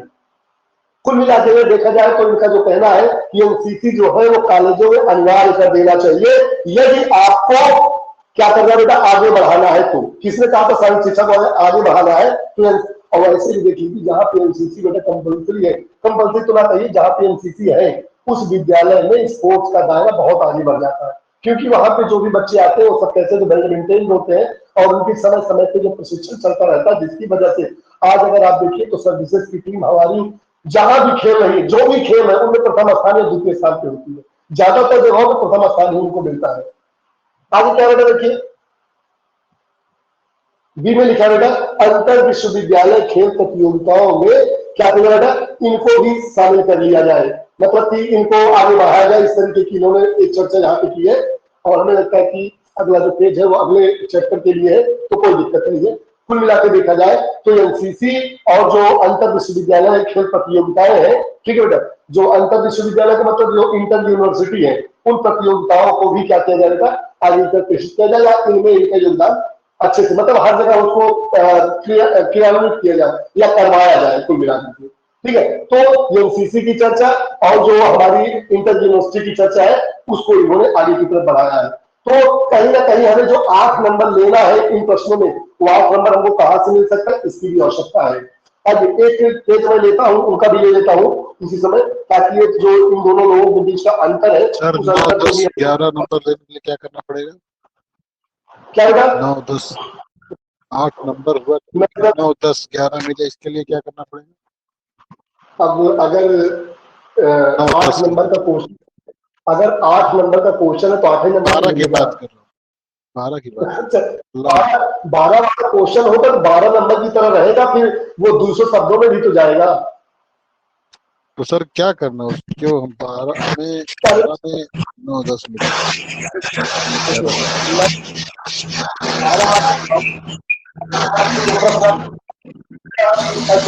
कोई माइक खोला सर, किसी की माइक थोड़ा सा ओपन हो तो दिक्कत हो रही है।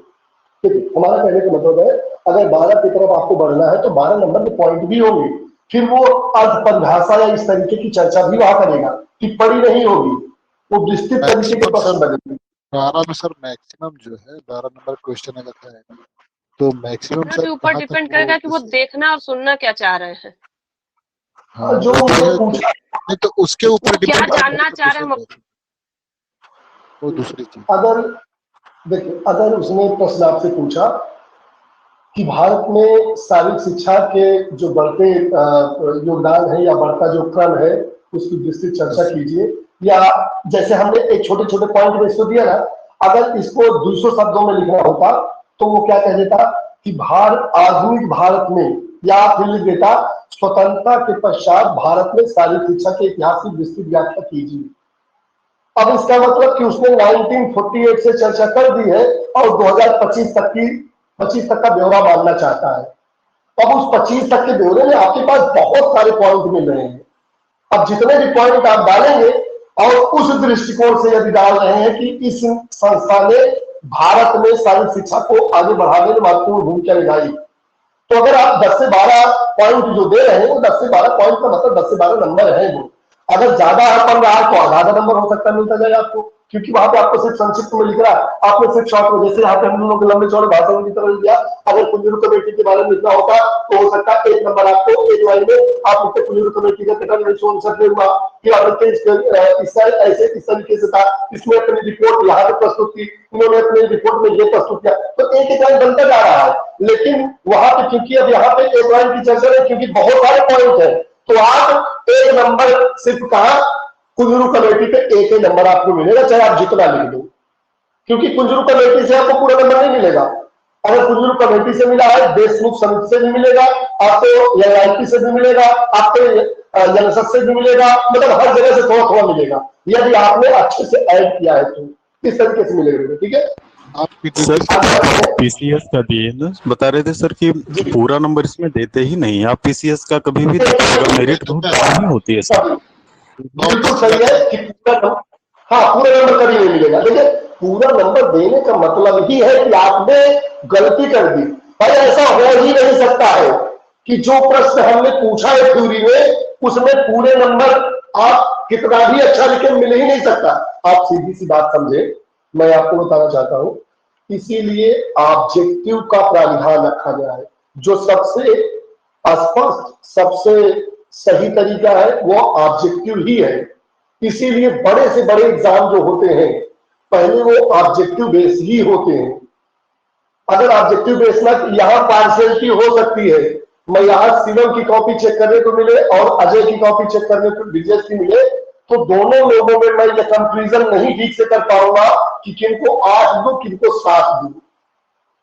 यदि दोनों लोगों ने सही तरीके से लिखा है तो, और दोनों को 8 दे रहा तो दोनों को क्यों 8 दे रहा, क्योंकि दोनों में डिफरेंस मिलेगा।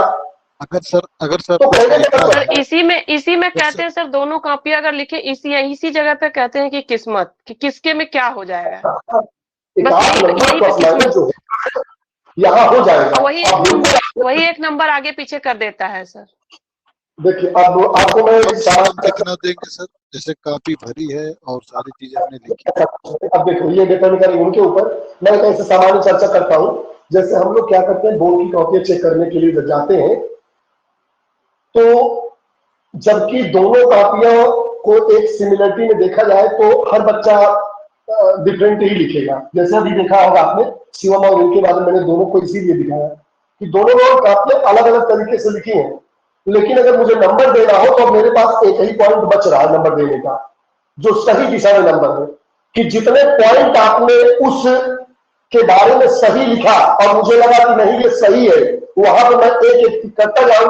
अगर 8 नंबर है तो मैं 8 नंबर को ढूंढूं कि 8 नंबर मुझे देना कहां है।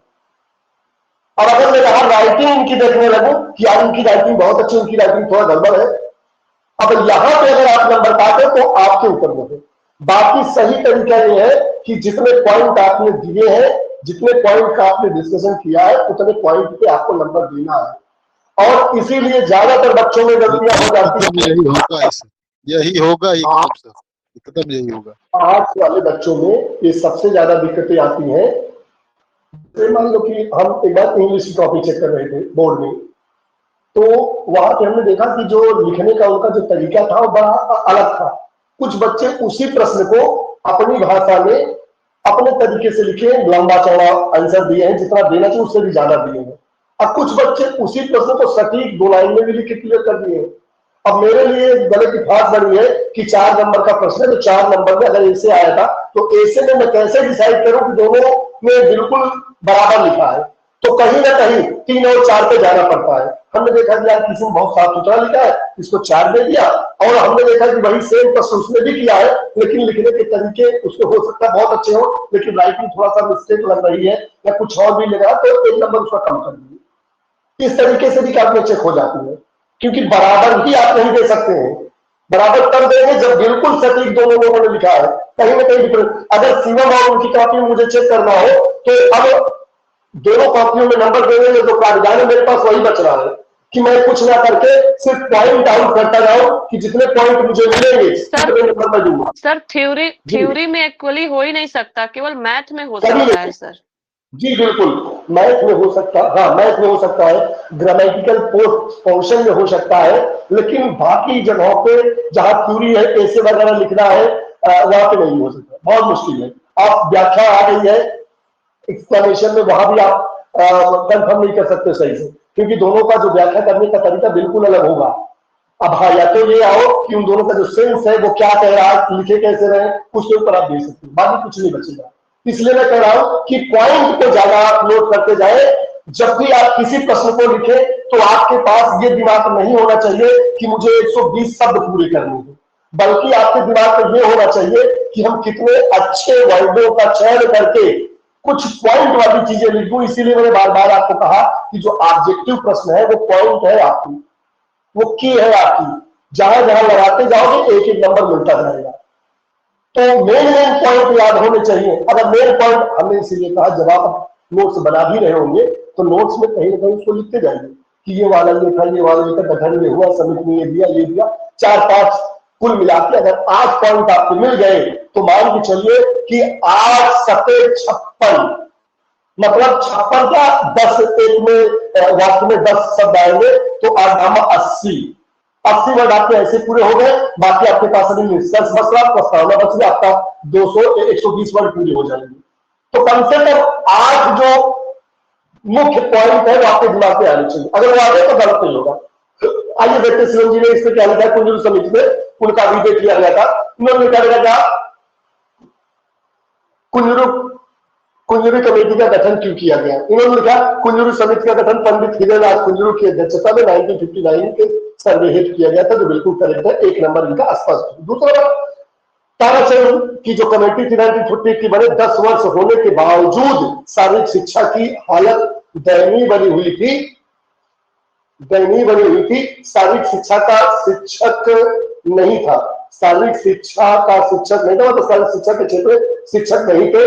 पीटीआई ना होने के साथ खेलों की बुरी दशा थी, पीटीआई ना होने के साथ खेलों की, मतलब कुल मिला के जो ये कहना चाह रहे हैं समझ रहा हूं, वो अलग की बात है, क्योंकि वर्ड होते हैं लिखते समय वो बहुत सटीक नहीं हो सकते, थोड़ा प्लस माइनस होता रहेगा।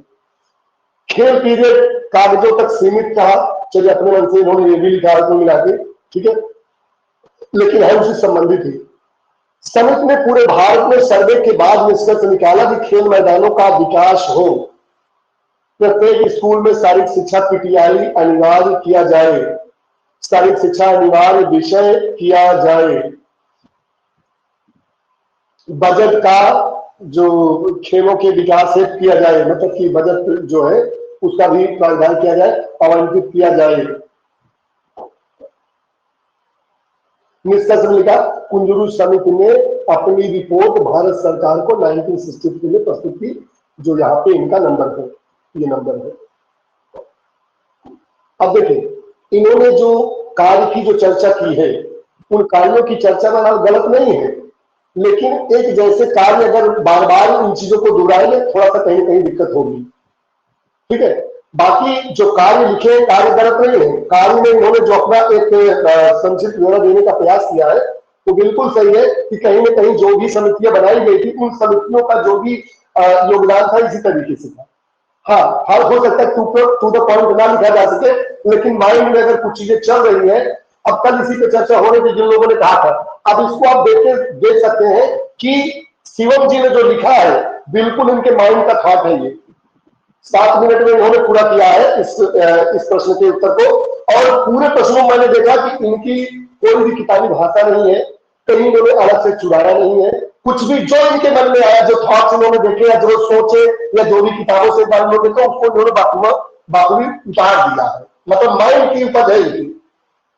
ऐसे ही लिखने की वहां आवश्यकता होगी। सिर्फ आपको मैंने कहा कि बार बार जब किसी प्रश्न को आप टिक करेंगे तो वहां पे कुछ पॉइंट आपको एक्स्ट्रा मिलते जाएंगे जो उनकी आवश्यकता होगी। आपको आगे आते इन्हीं के अगले प्रश्न को खोल लेते हैं, बाकी उनके प्रश्नों को मैं इसके बाद आगे चलूंगा।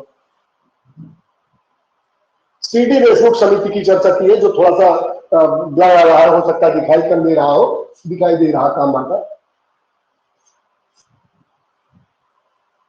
ये जानना बहुत जरूरी है कि जो समितियां बनाई गई हैं उन समितियों का मुख्य कार्य क्या, किसके लिए बनाई गई थी। तो इन्होंने एक चीज यहां पे क्लियर किया, देख लीजिएगा कि सीडी देशमुख की अध्यक्षता में खेलों में जो राष्ट्रीय सलाहकार समिति का गठन 1963 में किया गया था।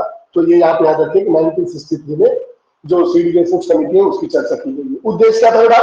भारत के विद्यालयों एवं विश्वविद्यालयों में सार्वजनिक शिक्षा कार्यक्रम की निगरानी एवं विकास की जिम्मेदारी समीक्षा करना। एक बात याद रखिएगा, जो सीडी देशमुख समिति है या स्पेशल अगर बात की जाए तो विद्यालय और महाविद्यालय की ही चर्चा की गई है और उसमें भी सार्वजनिक कार्यक्रम संचालित किए जा रहे हैं उनकी समीक्षा के लिए बनाई गई थी। तो एक बात तो बिल्कुल क्लियर कर लीजिए कि सीडी देशमुख समिति की अगर चर्चा होगी तो ऐसे में यूनिवर्सिटी लेवल तक के जो भी खेल होते हैं उनकी चर्चा यहाँ पे आ जाएगी। आगे उन्होंने क्या लिखा बेटा?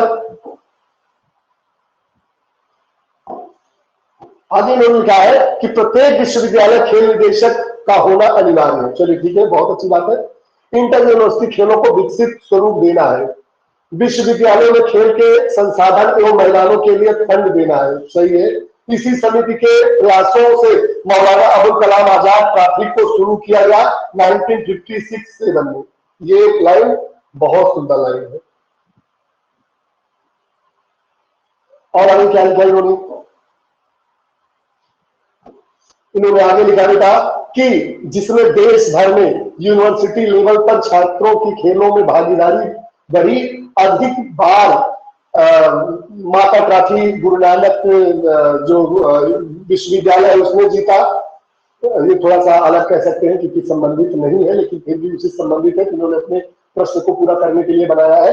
निष्कर्ष में 2020 से खेलो इंडिया यूनिवर्सिटी गेम भी इसी समिति के कार्यों को ध्यान में रख के किया गया।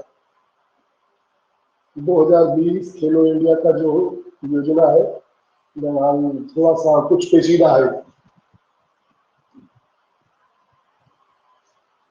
आइए अगली पीडीएफ होते हैं तो और क्लियर हो जाएगा दोनों लोगों में कंफ्यूजन क्या है और दोनों लोगों ने किस तरीके से इन प्रश्नों को सही तरीके से उत्तर देने का प्रयास किया है।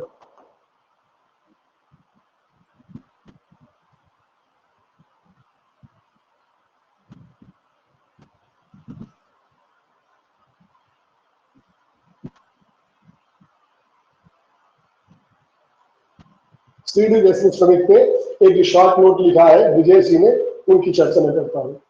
इन्होंने देखिए क्या लिखा है।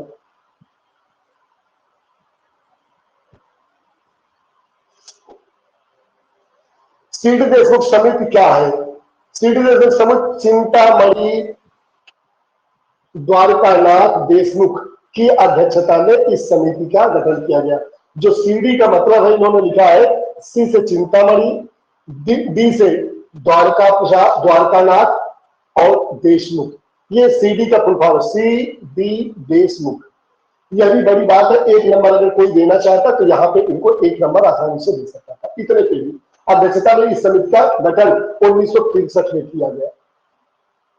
मेन पॉइंट देखिए बेटा, शिक्षा के क्षेत्र में सीडी देशमुख समिति का संबंध शारीरिक शिक्षा और खेल कूद से है। चलिए ठीक है। भारत सरकार ने 1950 के दशक में शारीरिक शिक्षा और मनोरंजन जो फिजिकल एजुकेशन एंड रिक्रिएशन के स्तर को ऊपर उठाने, पाठ्यक्रमों को मानकीकृत करने और छात्रों के सर्वांगीण विकास करने के लिए योजनाओं का सुझाव देने हेतु इस समिति का गठन किया था। थोड़ा सा हमको लगता है कि थोड़ा सा यहाँ पे लिखा इन्होंने ठीक है, लेकिन स्पेशल जो चर्चा होनी चाहिए जी सर। सीडी देशमुख पे सर 4 लाइन से ज्यादा बनेगा नहीं सर, उसकी फॉर्म कब हुई? अब उससे ज्यादा खींचेंगे तो सर हम क्या ही लिखेंगे ये जो। हाँ ये भी ठीक है, ये भी ठीक कह रहे हो कि क्योंकि उसमें बहुत कुछ है भी नहीं, उसमें बहुत कुछ है भी नहीं सीडी देशमुख में। अगर इतना भी आपके दिमाग में आ रहा तो गलत नहीं है। अगर आपने जो इन्होंने जो लिखा है गलत नहीं लिखा है सर, वो आपके टैलेंट पे है, आप किस चीज को दर्शाना। इतना आप खींच सकते हैं वो अलग की बात है, लेकिन सही देखा जाए तो सीडी जो देशमुख समिति है ऑब्जेक्टिव में देखा जाए तो 2 ही क्वेश्चन वहां से बनते हैं। या तो उसकी जो सिफारिश है उनकी चर्चा होती है, और या तो ज्यादातर सीडी देशमुख समिति का निर्माण कब हुआ, किसके लिए हुआ। तो किसके लिए हुआ बेटा? तो विद्यालय और विश्वविद्यालय तक जो खेलों की योजना है उनकी देखरेख के लिए किया गया था। और साथ ही देखा जाए तो 1963 की चर्चा है, वहां से प्रश्न आते हैं। ठीक है, ऑब्जेक्टिव में जो प्रश्न आपको मिलते हैं। फिर इस समिति की मुख्य सिफारिशें पाठ्यक्रम का मानकीकरण, विद्यालयों और महाविद्यालयों में शारीरिक शिक्षा को अनिवार्य या मुख्य पाठ्यक्रम का हिस्सा बनाया जाए। बिल्कुल सही है। प्रशिक्षण संस्थान शारीरिक शिक्षा के लिए उच्च स्तरीय प्रशिक्षण ट्रेनिंग कॉलेजों की स्थापना करना और योग्य शिक्षकों की नियुक्ति। चलो ठीक है, ये भी ठीक है क्योंकि संबंधित है उसी से और वो चलेगा उसी पे।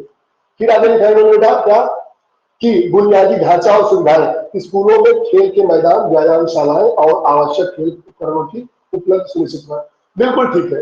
कुल मिलाकर देखिए कुछ प्रश्न ऐसे आपको मिलेंगे जहां से आपको ज्यादा पॉइंट ना मिल पाएंगे, तो आपकी जो थॉट है रिलेट होना चाहिए उस सिर्फ पॉइंट से, कि अगर वो खेलों से संबंधित है, खेलों से संबंधित अगर पॉइंट आप डालते हैं तो आई थिंक हो सकता है कि जो प्रश्न जितने नंबर का मिलना होगा उतने तक आपको पहुंचा दिया जाएगा। ठीक है बेटा, आगे देखते हैं। अगला प्रश्न क्या है यहाँ पे, अगले प्रश्न की तरफ चलते हैं। अगला जो प्रश्न है हमारा यहाँ पे कोठारी आयोग से है।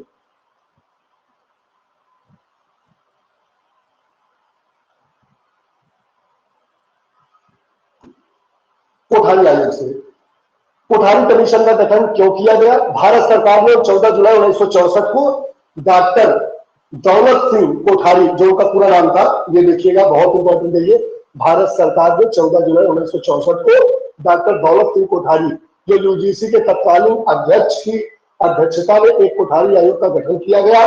कोठारी आयोग का गठन पूरे देश में शिक्षा के स्तर को ऊपर उठाने और एक समान राष्ट्रीय शिक्षा नीति का निर्माण करने के लिए किया गया था। इसके गठन की मुख्य कारण निम्नलिखित है।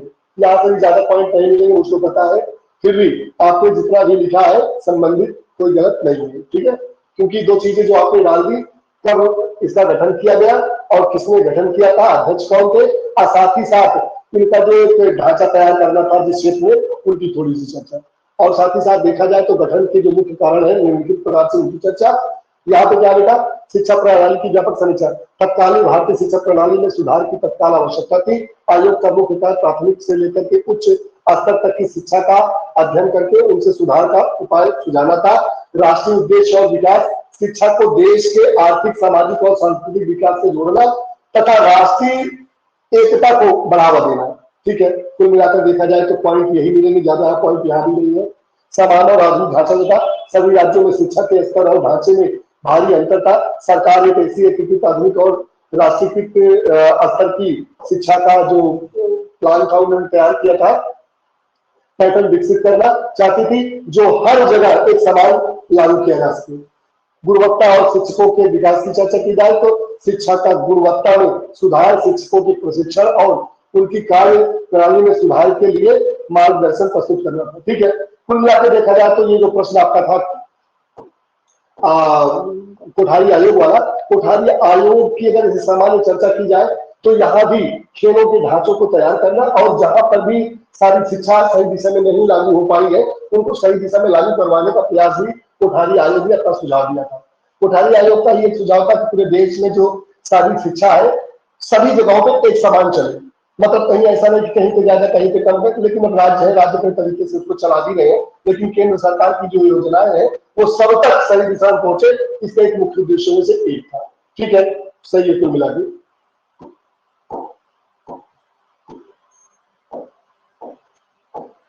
सातवें में देखते हैं नेहरू युवा केंद्र की व्याख्या की गई है।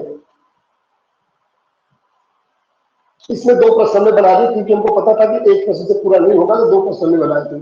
एक प्रश्न आपका इसमें था कौन बेटा, नेहरू युवा केंद्र और राष्ट्रीय महिला खेलों का जो प्रारंभ कब हुआ, इन दोनों की व्याख्या करने के लिए मैंने यहाँ पे प्रश्न दिया था। तो नेहरू युवा केंद्र की जब बात की जाए तो इसकी स्थापना 14 नवंबर 1972, जो बहुत इंपॉर्टेंट है, आपको यहाँ पे नंबर दिलवाएगा, की गई थी, जिसका मुख्य उद्देश्य ग्रामीण युवाओं का सशक्तिकरण और उन्हें राष्ट्र निर्माण की प्रक्रिया में भागीदारी बनाना था। 1987-88 में नेहरू युवा केंद्र को संगठन का दर्जा देते हुए इसे भारत सरकार के युवा मामला और खेल मंत्रालय के अधीन कर दिया गया। इसके अध्यक्ष वर्तमान में युवा मामला एवं जो खेल मंत्री होते हैं वो होते हैं, ये बिल्कुल करेक्ट है।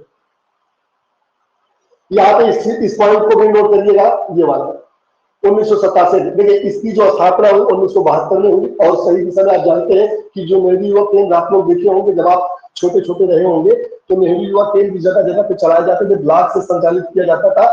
बाद में उसी को अभी देखेंगे पालिका के रूप में 2007 में जब उसकी व्याख्या करेंगे तो आगे बताएंगे 2007-8 में।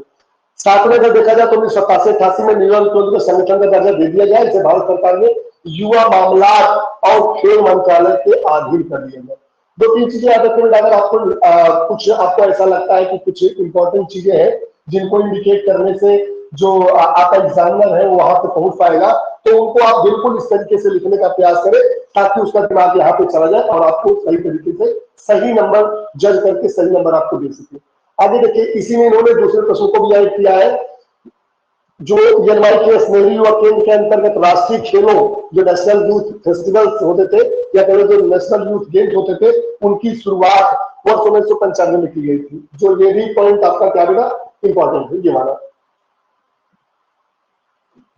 जो राष्ट्रीय खेल चालू किए गए थे 1995 में, या कह लो कि जो राष्ट्रीय खेल दिवस मनाया जा रहा है वो भी 1995 से ही मनाया जा रहा है, उपलक्ष्य में मेजर ध्यानचंद की जो जन्मदिन है उसके उपलक्ष्य में। अगर इसकी शुरुआत के उद्देश्य की चर्चा की जाए बेटा, तो हमने कहा है प्रतिभाओं को मंच, ग्रामीण व दूर दराज के क्षेत्रों के युवाओं को अपनी खेलों और संस्कृति प्रतिभाओं को राष्ट्रीय स्तर पर प्रदर्शित करने के अवसर देना। बिल्कुल सही है, सीधी सी बात है कि ग्रामीण व दूर दराज के क्षेत्रों के युवाओं को अपनी खेलों और संस्कृति प्रतिभाओं को राष्ट्रीय स्तर पर प्रदर्शित करने का अवसर देती है। और साथ ही साथ अगर बात की जाए इसका, तो राष्ट्रीय जो एकता की यहाँ पे चर्चा हुई है कि विभिन्न राज्यों के युवाओं को एक मंच पर ला करके राष्ट्रीय अखंडता, भाईचारे और कुल मिला के भाई जिस नेशनल फेस्टिवल इसके माध्यम से हो रहा है, तो राष्ट्रीय लेवल पे जब कोई प्रतियोगिता होगी तो पूरे भारत के लोग एक मंच पे एकत्रित होंगे और खेलों को बढ़ावा देने का भरसक प्रयास किया जाएगा। आगे देखिए, क्योंकि ये प्रश्न थोड़ा सा बड़ा हो गया था तो इसी में, क्योंकि आपके जो राष्ट्रीय महिला खेल था उनको भी जोड़ दिया गया है। नेहरू जो नेतृत्व का विकास की उन्होंने चर्चा की है कि युवाओं में नेतृत्व के गुणों का विकास करना और राष्ट्र निर्माण की गतिविधियों से जोड़ना ही क्या था, इसका मुख्य लक्ष्य था। अगर बात की जाए राष्ट्रीय महिला खेल उत्सव की, तो सभी लोग जानते हैं बेटा, क्योंकि जब इसको शुरू किया गया था तो 1975 में महिलाओं को भी खेलों का अवसर मिले, वो भी खेलों में बढ़ चढ़ के हिस्सा ले, और उसी का खामियाजा रहा कि भारत में करम मनेश्वरी जैसी, पीटी उषा जैसी बाहर खिलाड़ी पैदा हुई या आगे बढ़ पाए। इसे शुरू करने का मुख्य कारण और उद्देश्य क्या था बेटा? क्या बेटा, भारत सरकार ने 1975 में जो एक फेस्टिवल था उसकी शुरुआत की थी। इसे शुरू करने का जो मुख्य कारण और उद्देश्य था महिला सशक्तिकरण, महिलाओं और लड़कियों को खेलों को बढ़ चढ़ भाग लेने के लिए प्रेरित करना तथा खेलों को उनके दैनिक जीवन का हिस्सा बनाने की बात कही गई थी। आपको प्रतिभा की खोज की चर्चा इन्होंने की। देखिए इन्होंने क्या लिखा है, ग्रामीण और शहरी क्षेत्रों की छुपी हुई महिलाओं व खेल प्रतिभाओं को खोजना, मंच प्रदान करने के लिए इन महिलाओं एथलीटों को एक ऐसा मंच देना जहां से उन्हें तराशा जा सके ताकि वे आगे बढ़ चढ़ के अंतर्राष्ट्रीय स्तर पर प्रतिनिधित्व कर सके। ठीक है, बिल्कुल करेक्ट है। राष्ट्रीय और नेशनल और इंटरनेशनल लेवल पर जो हमारे बीच की बालिकाएं हैं वो पहुंच सके। अंतर्राष्ट्रीय महिला वर्ष संयुक्त राष्ट्र संघ द्वारा घोषित अंतर्राष्ट्रीय महिला वर्ष 1975 के उपलक्ष्य में खेलों में क्या बेटा, लैंगिक समानता को बढ़ावा देना। ठीक है, अंतर्राष्ट्रीय महिला वर्ष में कब, 1975 में। इसका जो एक उद्देश्य बनाया गया था कि लैंगिक समानता को बढ़ावा देना, कि अगर पुरुष खेल रहे हैं तो महिलाएं भी बढ़ चढ़ के इन खेलों में हिस्सा ले, ऐसा किसका मानना था बेटा? और भारत सरकार का मानना था। सोसाइटी देखिए, इसकी भी चर्चा आप लोग किए होंगे, आई थिंक आप सबको क्लियर होगा। Society for national institute of physical education and sports, जो स्मिथ थी, उसकी मैंने व्याख्या के लिए आपसे चर्चा की थी। जो स्मिथ है वो है क्या, और साथ ही साथ राष्ट्रीय ग्रामीण खेलों का प्रारंभ कब और किस उद्देश्य किया गया था। दो प्रश्न यहाँ भी है, एक स्मिथ की चर्चा की गई है, एक राष्ट्रीय ग्रामीण खेलों की चर्चा की गई। स्मिथ की अगर चर्चा की जाए तो उन्होंने कहा कि इसकी स्थापना 1965 और 66 में एक स्वायत्त निकाय के रूप में की गई थी, जो बिल्कुल करेक्ट है, सही है, ये लाइन बिल्कुल क्लियर है स्मिथ के बारे में। अगली चर्चा क्या की स्मिथ के बारे में? स्मिथ ने लिखा कि मुख्य उद्देश्य में इन्होंने जोड़ा, क्या जोड़ा? इसका मुख्य उद्देश्य देश में साइंस शिक्षा के प्रमुख संस्थान नेताजी राष्ट्रीय सुभाष चंद्र राष्ट्रीय खेल संस्थान है जो NSNIS है, पटियाला पंजाब, और लक्ष्मीबाई राष्ट्रीय शारीरिक शिक्षा कार्य जो LIP है ग्वालियर में मध्य प्रदेश का, प्रदर्शन देखना, और राष्ट्रीय कोचिंग योजना के माध्यम से खेलों के स्तर को ऊंचा उठाना।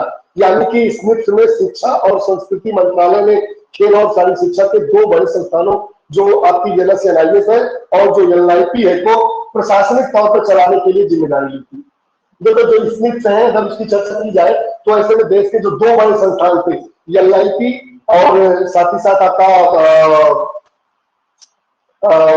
LIP और साथ ही साथ जो NSNIS पटियाला है, पटियाला और ग्वालियर की जो संस्था है, इन संस्थाओं के व्यवस्थित ढांचे को इनकी देखरेख के लिए, इनके प्रशासनिक देखरेख के लिए इस संस्था को तैयार किया गया था। जबकि इस संस्था को 1987 में बंद करके इसको इसके बजाय हमारे साल में विलय कर दिया गया था।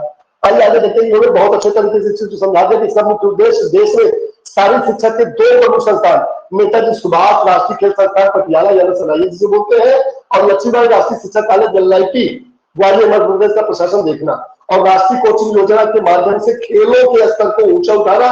और यानी कि जो स्मिथ है वो सांस्कृतिक मंत्रालय ने इसको और शारीरिक शिक्षा के दो बड़े संस्थान जो थे NSNIS और LIP को प्रशासनिक तौर को चलाने की जिम्मेदारी पूरी तरीके से इन्होंने ली थी। और साथ ही साथ इन्होंने क्या कार्य स्वायत्त शासित संस्था स्मिथ का गठन किया गया। यह संस्था सीधे ही भारत सरकार को रिपोर्ट करती थी। 1970 में स्मिथ ने शारीरिक शिक्षा और इसके सहायक विषयों पर लिखी गई किताब पर प्रतियोगिता कराकर पुरस्कार देना शुरू किया। ये आपको नई लाइनें मिली है, इनको थोड़ा सा आप ऐड कर लीजिएगा। कौन सी? जो स्वायत्त शासित संस्था स्मिथ का गठन किया गया, यह संस्था सीधे तौर पर भारत सरकार को रिपोर्ट करती है। और 1970 में स्मिथ ने शारीरिक शिक्षा और इसके सहायक विषयों पर लिखी गई किताबों के माध्यम से प्रतियोगिता कराकर पुरस्कार करने का एक जो योगदान किया था इनका है। 1 मई 1987 को साई में विलय कर दिया गया इसका, ये भी बिल्कुल करेक्ट है। मैंने इसी की चर्चा की थी। यहाँ पे 3-4 जो मुख्य पॉइंट है, अगर मुख्य पॉइंटों को देखा जाए, पूरे अगर तौर पे देखा जाए तो लिखने का तरीका अपना खुद का हो सकता है, लेकिन अगर बताने के लिए क्या जाए कि इसमें की चर्चा की जाए तो इसका कार्य है प्रशासनिक ढांचा तैयार करना। किसके लिए बेटा? LIP के लिए और साथ ही साथ किसके लिए? NSNIS के लिए। ठीक है, दोनों के लिए प्रशासनिक ढांचा तैयार करना और इनके गिरते स्तर को ऊंचा उठाने की सोच या दृष्टिकोण रखना। और साथ ही साथ अगर एक लास्ट पॉइंट आपको मिलेगा तो मिले क्या होगा कि 1 मई 1987 में इसका साई में विलय कर दिया गया। साई की जब स्थापना 1984 में हुई, 1984 में इसकी स्थापना हुई साई की 1984 में, तो उस 1984 के तहत 2-3 साल बाद 1987 में इसका विलय कर दिया गया। और यह जो स्मिथ थी वो पूरी तरीके से ब्रेक हो गई, यहाँ पे खत्म कर दी गई। ये क्या होगा? ये हमारी स्मिथ है। स्मिथ के साथ अगर देखा जाए तो एक जो दूसरा प्रश्न यहाँ पे आपको दिया गया था वो क्या था बेटा? राष्ट्रीय ग्रामीण खेलों की चर्चा की गई थी। सारे प्रश्न जो भी है ये मान के चलिए कि ऑब्जेक्टिव में आपको हर एग्जाम में कहीं कहीं दिख जाती है। इसीलिए इन प्रश्नों को मैंने जानबूझ के दिया था कि इनकी थ्योरी अगर आप थोड़ा सा कंप्लीट कर लेंगे तो भविष्य में आपको कहीं दिक्कत नहीं होगी। अगर बात की जाए तो राष्ट्रीय जो ग्रामीण खेल है अगर उनकी चर्चा की जाए तो इसकी सरकार भारत सरकार ने कब बेटा 1970-71 में की थी। तीसरी और चौथी पंचवर्षीय योजना के दौरान में की गई थी। बाद में इसे विभिन्न रूपों में आगे बढ़ाया गया। इसी को देखिए पाइका का जो नाम दिया गया है ना, ये पंचायत योग क्रीड़ा एवं खेल अभियान की जो चर्चा की गई है, यही आपकी जो ग्रामीण खेल थे उन्हीं ग्रामीण खेलों को पाइका के नाम से जाना गया। ग्रामीण खेलों का जो उद्देश्य था बेटा, खेलों का विस्तार, खेलों को केवल शहरी क्षेत्र तक सीमित रखकर ग्रामीण स्तर गांव और ब्लॉक स्तर तक पहुंचाना था। मतलब वो शहर में ही ना रह जाए, शहर के साथ साथ वो गाँव तक जो खेल की प्रतिभा है वह पहुंचे, इसके लिए इनकी योजनाओं को तैयार किया गया था। और साथ ही साथ देखा जाए तो प्रतिभा की जो खोज की गई थी, ग्रामीण युवाओं में छुपी हुई प्रतिभाओं को विशेषकर स्वदेशी और पारंपरिक खेलों को पहचानना, जैसे कबड्डी है, जैसे आपकी खो-खो है, या फिर जो देशी जो खेल होते थे उन खेलों को पहचानने के लिए पाइका का निर्माण किया गया था नेशनल लेवल पे। और चर्चा की जाए बेटा यहाँ पे तो जो शारीरिक स्वास्थ्य है, ग्रामीण जनमानस के बीच शारीरिक फिटनेस और खेल भावना को बढ़ावा देना क्या था बेटा? हमारी ग्रामीण युवा खेल का एक मुख्य कार्य था। भारत में कई प्रकार के ग्रामीण खेल होते हैं, लेकिन ग्रामीण ओलंपिक के नाम से मशहूर मुख्य आयोजन पंजाब और राजस्थान राज्यों में होते हैं। ये बेटा क्या है? ग्रामीण ओलंपिक जो होता है वह पंजाब में और राजस्थान जैसे शहरों में राज्यों में इसका आयोजन करवाया जाता है। यह भी काफी अच्छा है और टू द पॉइंट इन्होंने लिखा है, तो यहाँ दिक्कत नहीं होनी चाहिए। एक प्रश्न यहाँ पे देखा जो और बड़ा था, वो क्या था बेटा, सब खेलों की चर्चा हुई थी। सब खेल के बारे में ऐसे में देखा जाए तो बड़े प्रश्न बन सकते हैं और चर्चा की जाए तो 200 शब्दों में भी इसको पूरा किया जा सकता है, क्योंकि बहुत बड़ा पॉइंट बन जाता है। पूरा का पूरा खेल है। इन्होंने देखिए शॉर्ट में किस तरीके से लिखा है और पूरा प्रश्न इन्होंने कैसे पूरा किया है उसकी चर्चा होती है। सब खेलों पर संक्षिप्त टिप्पणी लिखने के लिए कहा है। सब खेलों की चर्चा इन्होंने प्रथम सब खेल 1984 में काठमांडू नेपाल में आयोजित हुए थे और तब से यह खेल प्रति 2 वर्ष के अंतराल पे होते रहे, केवल कुछ अवसरों को छोड़कर। बीच में कुछ व्यवधान पड़ गए थे जिसकी वजह से 2 सालों में खेल नहीं हो पाए और आज भी वो 2 सालों में खेल नहीं हो पा रहे हैं इसलिए। लेकिन इसका प्रतिवर्ष जो कराया जाने का आयोजन था वो 2 ही वर्ष का ये वाला। हेडक्वार्टर की बात की जाए तो काठमांडू नेपाल ही है, बिल्कुल क्लियर है। तब बनी एसएओसी जो साउथ एशियन ओलंपिक काउंसिल है, वो 1983 में संस्था बनी थी। ये जो एसएओसी की चर्चा की गई है 1983 में बनी थी और 1984 में पहली बार इन खेलों का आगाज किया गया था। प्रथम खेल में शामिल देश की बात की जाए बेटा 7 देश इसमें भाग लिए थे। मोटो जो इनका था बेटा शांति, समृद्धि और प्रगति। ट्रिपल पी के नाम से जाना जाता है, पीस, प्रोग्रेस एंड प्रिजर्वेंस। ये जो 3P की चर्चा होती है, PPP, ठीक है, PPP, ये क्या है, हमारा मोटो। किसका मोटो है, हमारे शहर खेलों का। एक पी का मतलब पीस है, दूसरे का प्रोग्रेस और तीसरे का प्रिजर्वेंस है। हिंदी में शांति, समृद्धि और प्रगति के नाम से इस मोटो को जाना जाता है, जो बिल्कुल सही इन्होंने लिखा है। और लगभग अगर छोटे शब्दों में लिखने के लिए कहा जाए तो शायद यही लिखा जाना बहुत अच्छा रहेगा। संचालन की अगर बात की जाए बेटा तो दक्षिण एशियाई ओलंपिक परिषद द्वारा किया जाता है, जिसका गठन 1983 किया गया, जिसका नाम अभी हम लोगों ने चर्चा की थी, एसएओसी की जो चर्चा की थी वही है। आपकी क्या बेटा, ये जो संस्था है 1983 में बनी है वो एसएओसी, साउथ एशियन ओलंपिक काउंसिल जिसे बोलते हैं, जिसका हिंदी में नाम है दक्षिण एशियाई ओलंपिक परिषद। इन खेलों में 7 देश भाग लेते हैं जो इस प्रकार है: बांग्लादेश, भूटान, भारत, मालदीव, नेपाल, पाकिस्तान और श्रीलंका। एक देश और कौन ऐसा था जो इन खेलों में शामिल हुआ था लेकिन बाद में वो फिर से हट गया 2003 में? जल्दी बताओ। 2004 में अफगानिस्तान। अफगानिस्तान बिल्कुल करेक्ट है। 2003 तक मतलब था, 2004 में वो अपने आप को अलग कर दिया था। ऐसे में 2004 में जो आपका अफगानिस्तान है, अफगानिस्तान अगर अच्छा यहाँ पे नहीं तो गया कहां पे? देखिए जैसे अगर साउथ एशियन गेम इसको बोलते हैं, दक्षिण एशिया के, तो अगर एशिया की चर्चा की जाए, अगर मान लो कि एशिया इस तरीके से कुछ ऐसे है तो एशिया के 4 भाग है, ऐसे करिए 4 भाग, जिनमें से पूरब, अगर इसको उत्तर बोलते हैं, इसको दक्षिण बोलते हैं, इसको पूरब बोलते हैं और इसको पश्चिम अगर बोलते हैं, इस तरीके से करते हैं। इस रोशनाकांत के यहाँ चर्चा करते हैं कि आपका ईस्ट है, ये वेस्ट है, ये नॉर्थ है, ये साउथ है। तो ऐसे में दक्षिण एशिया की चर्चा की जाए तो ये वाला जो पार्ट है ना, ये वाला जो पार्ट है, ये हमारा क्या होता है, एसएओसी का पार्ट है, साउथ एशियन ओलंपिक काउंसिल का पार्ट है। ऊपर का जो खेल है ना, ये जो साउथ है, इसको नॉर्थ के नाम से जाना जाता है। अगर बात की जाए दक्षिण एशियाई खेल तो उसको उत्तरी एशियाई ओलंपिक खेल की तरह खेला जाता है। मतलब ये अगर एसएओसी एक उदाहरण के लिए है, बाकी इसको आप ऐसे मत लीजिएगा, नाम ना लीजिएगा, उदाहरण के तौर पर बताता हूँ, इस तरीके से आप समझ सकते हैं कि जैसे अगर ये दक्षिण एशियाई खेलों की तरह इसकी चर्चा होती है तो इसको उत्तरी एशियाई खेलों की तरह चर्चा की, तो उत्तर एशियाई खेलों में वो चला गया। कौन? वो हमारा जो एक देश अफगानिस्तान था। इसीलिए चर्चा जो होती है कंटिन्यू कि कितने देश थे, तो 7 देश थे, बाकी 8वां देश भी आपका इसमें शामिल हुआ। ठीक है, आगे देखते हैं। नोट, दक्षिण एशियाई खेल जो साउथ एशियन गेम्स है, जिन्हें पूर्व में सैफ गेम्स कहा जाता था, आज उन्हें किस नाम से जाना जाता है भाई? Saif, south Asian games. South Asian federation पहले था, बाद में सैफ के नाम से जाना, आज करंट में सैफ बोला जाता है। तो पदक तालिका में बदलाव, भारत ने अभी तक सबसे शानदार प्रदर्शन व सर्वाधिक पदक जीता है। आगामी चल रहे दक्षिण एशियाई खेल 23 से 21 नवंबर 2005 में कहीं पे होने हैं, तो उनकी चर्चा यहाँ पे उन्होंने कर दी है। अगर ऐसे भी देखें तो यहाँ बहुत सारे पॉइंट है। अगर आप एक बार दक्षिण एशियाई खेलों की चर्चा कर लेंगे तो हमें लगता है कि 200 शब्दों में भी लिखना होगा तो आपको कोई दिक्कत नहीं होगी। आगे आते हैं। अभी शिवम जी का जो बाकी पॉइंट है वो कहीं रह गया है, क्योंकि समय ज्यादा हो रहा है, तो मुझे लगता है कि ऐसा ना हो कि कहीं पूरा ना हो पाए और फिर से मुझे कल इसी की चर्चा करनी पड़ जाए, क्योंकि कल मुझे साइकोलॉजी की पूरी चर्चा करने की जरूरत है। इसलिए मैं चाह रहा हूँ कि किसी तरीके से इन प्रश्नों को बाकायदा मैं आगे की तरफ बढ़ाता जाऊँ। राष्ट्रीय खेल पुरस्कार पर चर्चा हुई थी और यह चर्चा बहुत अच्छी थी। मुझे लगता था कि और इन्होंने देखिए, इन्होंने भी पूरा अपना टाइम डाला है, 1 घंटा 28 मिनट 7 सेकंड में इन्होंने पूरे प्रश्नों को उत्तर दे दिया है। इन्होंने भी अपने टाइमर को लगा के किया था। मैंने कहा था कि आप लोग टाइमर जरूर लगाइएगा, लेकिन ज्यादा होता होने दीजिए, टाइम ज्यादा लग जाए वो भी ठीक है, लेकिन मैंने तो पता तो चलेगा कि हमने कितने टाइम को यहाँ पे लिया, वहां एग्जाम में बैठूंगा कितना टाइम मेरा चलेगा, आज अगर कितना टाइम है, कल कितना टाइम है, ये सारी चीजें देखने की आपको जरूरत है अगर आगे आपको बढ़ना है तो।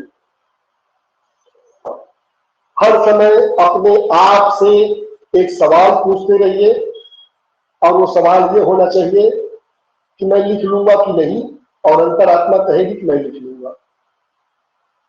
ठीक है, वो वाली अगर रणनीति बनाएंगे तो निश्चित रूप से आपको सफलता या फिर वहां पे आप पहुंच जाएंगे। तो राष्ट्रीय खेल पुरस्कार पर ये चर्चा कर लेते हैं, क्योंकि लास्ट क्वेश्चन है कल वाले का। 10 क्वेश्चन जो मैंने कल दिए थे उनका लास्ट क्वेश्चन है। तो राष्ट्रीय खेल पुरस्कार की चर्चा हुई थी भारत सरकार द्वारा।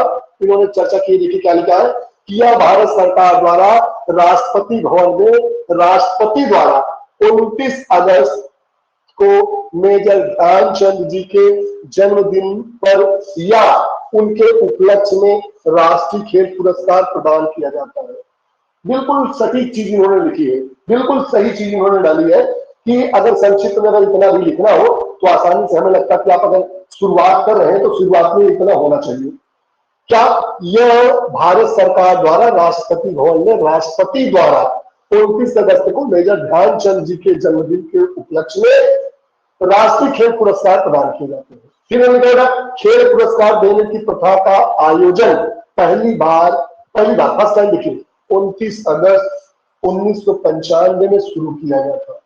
दोनों पॉइंट बहुत इंपॉर्टेंट, अगर नंबर देना हो तो दोनों जगहों पे नंबर दिया जा सकता है, इतना लगभग सबके दिमाग में होना चाहिए। अगला क्या, यह पुरस्कार भारत सरकार के युवा मामलात एवं खेल मंत्रालय द्वारा हर वर्ष प्रदान किया जाता है, जो बिल्कुल करेक्ट है।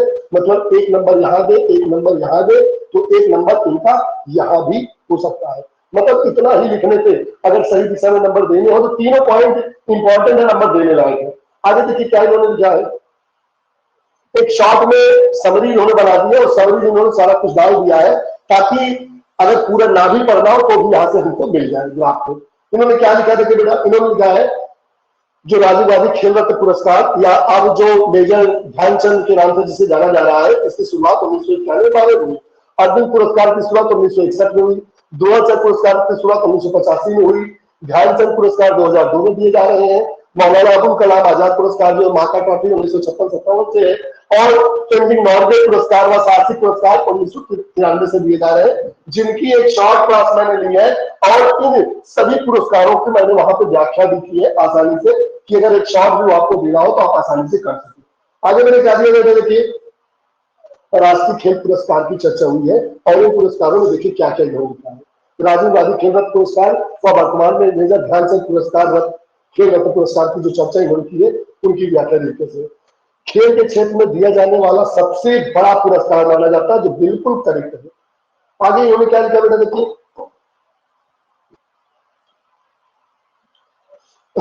आगे इन्होंने लिखा है बड़ा पुरस्कार माना जाता है। शुरुआत 1991-92 में एक खिलाड़ी प्रति वर्ष, पहले ये था जो इसका नियमावली जो बनी थी, एक खिलाड़ी प्रति वर्ष दिया जाता था। बाद में नियमावली में परिवर्तन किया गया है। अब ऐसे में 1 से 2 खिलाड़ियों को भी दिया जाएगा, कोई दिक्कत नहीं। पुरस्कार राशि 25 लाख रुपए। 1 मिनट, चलो, पुरस्कार 1 लाख रुपए प्लस एक ब्लेजर, एक प्रशस्ति पत्र, एक मेडल, इतना चीज दिया जाएगा पुरस्कार के तौर पे जब आप पहुंचेंगे वहां पे। तो प्रथम बार दिया गया क्या, विश्वनाथन आनंद को दिया गया था, शतरंज खेल के खिलाड़ी है, बिल्कुल सही है। प्रथम महिला कौन थी बेटा, कर्णम मलेश्वरी थी, भारत्तोलन खेल के लिए उनको दिया गया था। और तब ये भी लिख दिया, जब इतना लिखते हैं तो ये भी लिख दिया करें, जैसे आपने लिखा था इनके बारे में, लिखा कि 1991 और 2 में, तो इनकी जब चर्चा करें करम मल्लेश्वरी की, तो करम मल्लेश्वरी के बारे में जब इन्होंने ओलंपिक में मेडल जीता था उस बार की चर्चा है, तो 2000 और 2001 यहाँ ये भी लिखी जाए। नाम कब बदला गया इसका बेटा? तो 2021 अगस्त में इसका नाम ध्यानचंद खेल रत्न पुरस्कार कर दिया गया, मतलब इसका नाम राजीव गांधी से बदल करके अब करंट में इसका नाम ये कर दिया गया है, ये रख दिया गया। कब रखा गया? अगस्त 2021 में, ये भी दिमाग में रहे। 4 सालों के उत्कृष्ट प्रदर्शन को देखते हुए यह पुरस्कार दिया जाता है। ये ऐसे में लिखा गया है 4 सालों के उत्कृष्ट प्रदर्शन को देखते हुए। बाकी वर्तमान जो साल चल रहा उस साल में यदि आपने कोई ऐसा कारनामा किया है जो विश्व स्तर पे अग्रणी है, तो वहां पे भी दिया जा सकता है। जैसे भी आप लोगों ने देखा होगा किनके बारे में, कौन वो खिलाड़ी है जिनको इस वर्ष दिया गया है उनके खेल के उच्चतम प्रदर्शन को देखते हुए, जल्दी बताएं।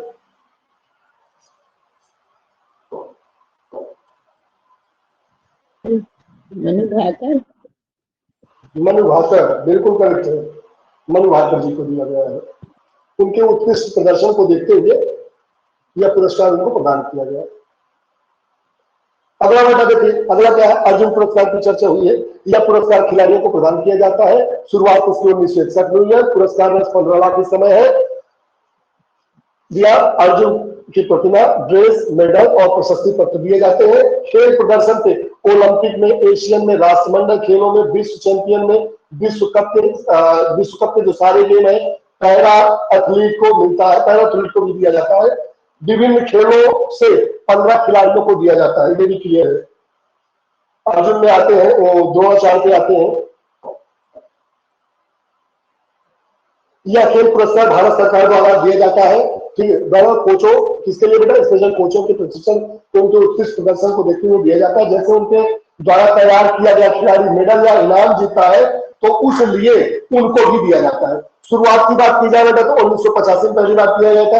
पुरस्कार राशि की बात की जाए तो जीवन, इसमें यहाँ 2 पुरस्कार होते हैं। ये एक जो इन्होंने बनाया है, बिल्कुल करेक्ट है, जीवन पर्यंत उपलब्धियों के लिए और नियमित के लिए। नियमित के लिए 5 लाख कम होता है, मतलब 15 लाख जो दिए जाते हैं जीवन पर्यंत के लिए जाते हैं। जो हर साल नियमित दिए जा रहे हैं 10 लाख होता है, प्लस द्रोणाचार्य की प्रतिमा के साथ ब्लेजर, मेडल, प्रशस्ति पत्र। ठीक है, ये सारी चीजें वहां पे रहेंगी। आगे क्या बेटा? प्रथम प्रशिक्षक जिनको यह मिला था तो ओएम 3 लोग, ओएम नंबियार थे, बालचंद भावत थे और ओम प्रकाश जी थे।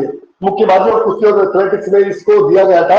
और अगर साथ में इनकी चर्चा की जाए तो जीवन पर्यंत प्रशिक्षकों की उपलब्धियों के लिए 2 लोगों को दिया गया है, नियमित दिया जाता है 5 लोगों को दिया जाता है। 2 लोग इसमें होते हैं बेटा, 3 लोग उसमें होते हैं। ठीक है, जो नियमित होते हैं जीवन पर्यंत के लिए 2 लोग, अनियमित के लिए 3 लोग चुने जाते हैं। फिर 5 लोगों को टोटल दिया जाता है। ये अल्टरनेटिव में जो दिया जा रहा है। ध्यानचंद पुरस्कार की बात की है, भारत सरकार द्वारा जीवन पर्यंत के लिए बेटा दिया जाता है। शुरुआत इसकी 2002 में हुई है। ऐसे में 10 लाख रुपए की चर्चा की जाती है, 10 लाख दिए जाएंगे। ब्लेजर, मेडल, प्रशस्ति पत्र दिया जाएगा। अगर बात की जाए ऐसे में जिनको मिला है तो 15 लाख घोष को मिला है वास्तव के लिए, और जो सारा गिरफ्तार है मुक्केबाजी के लिए उनको यह पुरस्कार प्रदान किया गया है। और लास्ट में से एक पेज जो और लास्ट बचा है, यहां से ही आपका खत्म हो जाएगा ये आज का चैप्टर। अशोक दीवान तीसरे थे बेटा, वहां पे तीसरा जो नाम था वहां नीचे नहीं, अशोक दीवान जी थे जो हॉकी के खिलाड़ी थे। ऐसे में अगर बात की जाए कितने खिलाड़ियों को मिलता है तो प्रत्येक वर्ष 3 खिलाड़ियों को दिया जाता है। नाम बदलकर 2024 में लाइफ टाइम अचीवमेंट कर दिया गया, याद रखिएगा। वहां पे जो नाम था ध्यानचंद जी का नाम था, उस ध्यानचंद जी के नाम को इसको नाम परिवर्तित कर दिया गया। ये बहुत इंपॉर्टेंट जो यहाँ पे लिखा है इसको दिमाग में रखिएगा, ऑब्जेक्टिव के लिए भी इंपॉर्टेंट है। 2024 में लाइफ टाइम अचीवमेंट कर दिया गया, इसका जो नाम बन गया है। अगला बेटा जो माता ट्रॉफी है उसकी चर्चा अगर की जाए तो भारत सरकार द्वारा प्रत्येक वर्ष विश्वविद्यालय या यूनिवर्सिटी के लिए यह ट्रॉफी प्रदान की जाती है। भारत सरकार द्वारा आयोजित खेलों में जिस विश्वविद्यालय के खिलाड़ी सर्वोच्च अंक प्राप्त करते हैं उन्हें यह उनके कुलपति को मिलती है। यदि आप दिमाग में रखें, किसको मिलती है? उनके कुलपति को मिलती है। अंक के आधार पर प्रथम, द्वितीय और तृतीय जो पुरस्कार राशि होती है 15 लाख, 7.5 लाख और 4.5 लाख दी जाती है। वो भी यूनिवर्सिटी के किसको दिया जाता है बेटा? जो वहां के चीफ होते हैं। चीफ का मतलब जो कुलपति होता है। और ऐसे अगर बात की जाए तो इसकी शुरुआत जो हुई है 1956-57 से हुई है, और शुरुआत 1956-57 में हुई है। प्रथम की बात की जाए तो रैंक में जब पहली बार हुआ था तो मुंबई, दिल्ली और गुरु नानक विश्वविद्यालय संघ के प्रथम, द्वितीय, तृतीय स्थान पे रहे हैं। यह भी बहुत इंपॉर्टेंट है, एग्जाम में बहुत पूछा जाता है ऑब्जेक्टिव में। सबसे ज्यादा बार जीता गया गुरु नानक विश्वविद्यालय जीता, यह भी बहुत इंपॉर्टेंट है।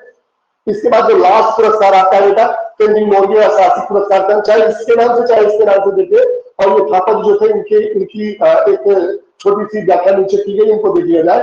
भारत सरकार द्वारा इस पुरस्कार का शुरुआत 1993 में हुआ था, ये इंपॉर्टेंट है। यह पुरस्कार साहसिक खेलों प्रदर्शन कार्य के लिए दिया जाता है। यह पुरस्कार जल थल वायु में कहीं भी साहसिक कार्य आपने किया है तो उसके लिए आपको दिया जाएगा, जो सर्वोच्च पुरस्कार है साहसिक कार्य के लिए।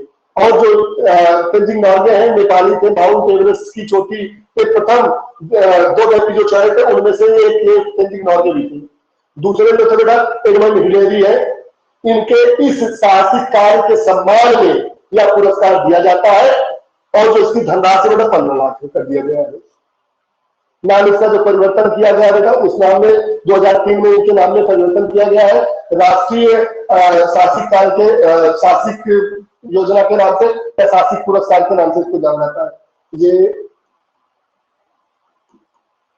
राष्ट्रीय साहसिक पुरस्कार के नाम से जाना जाता है। इसके नाम में जो परिवर्तन हुआ 2003 में हुआ।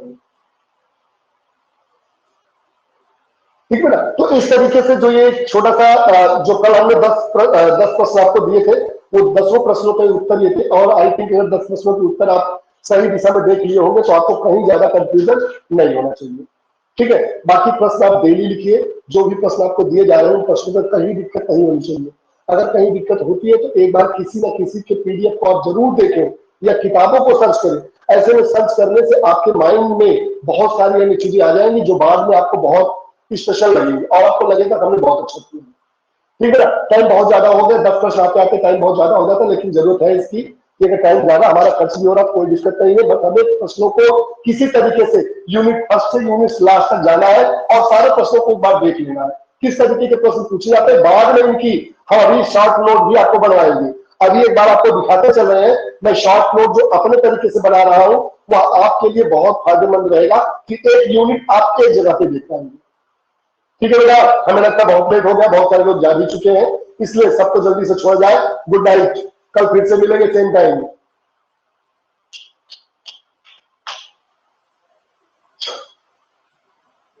हेलो जी प्रणाम सर, गुड नाइट सर। खुश रहिए, खुश रहिए, प्रणाम सर। खुश रहिए, खुश रहिए, खुश रहिए। Good night.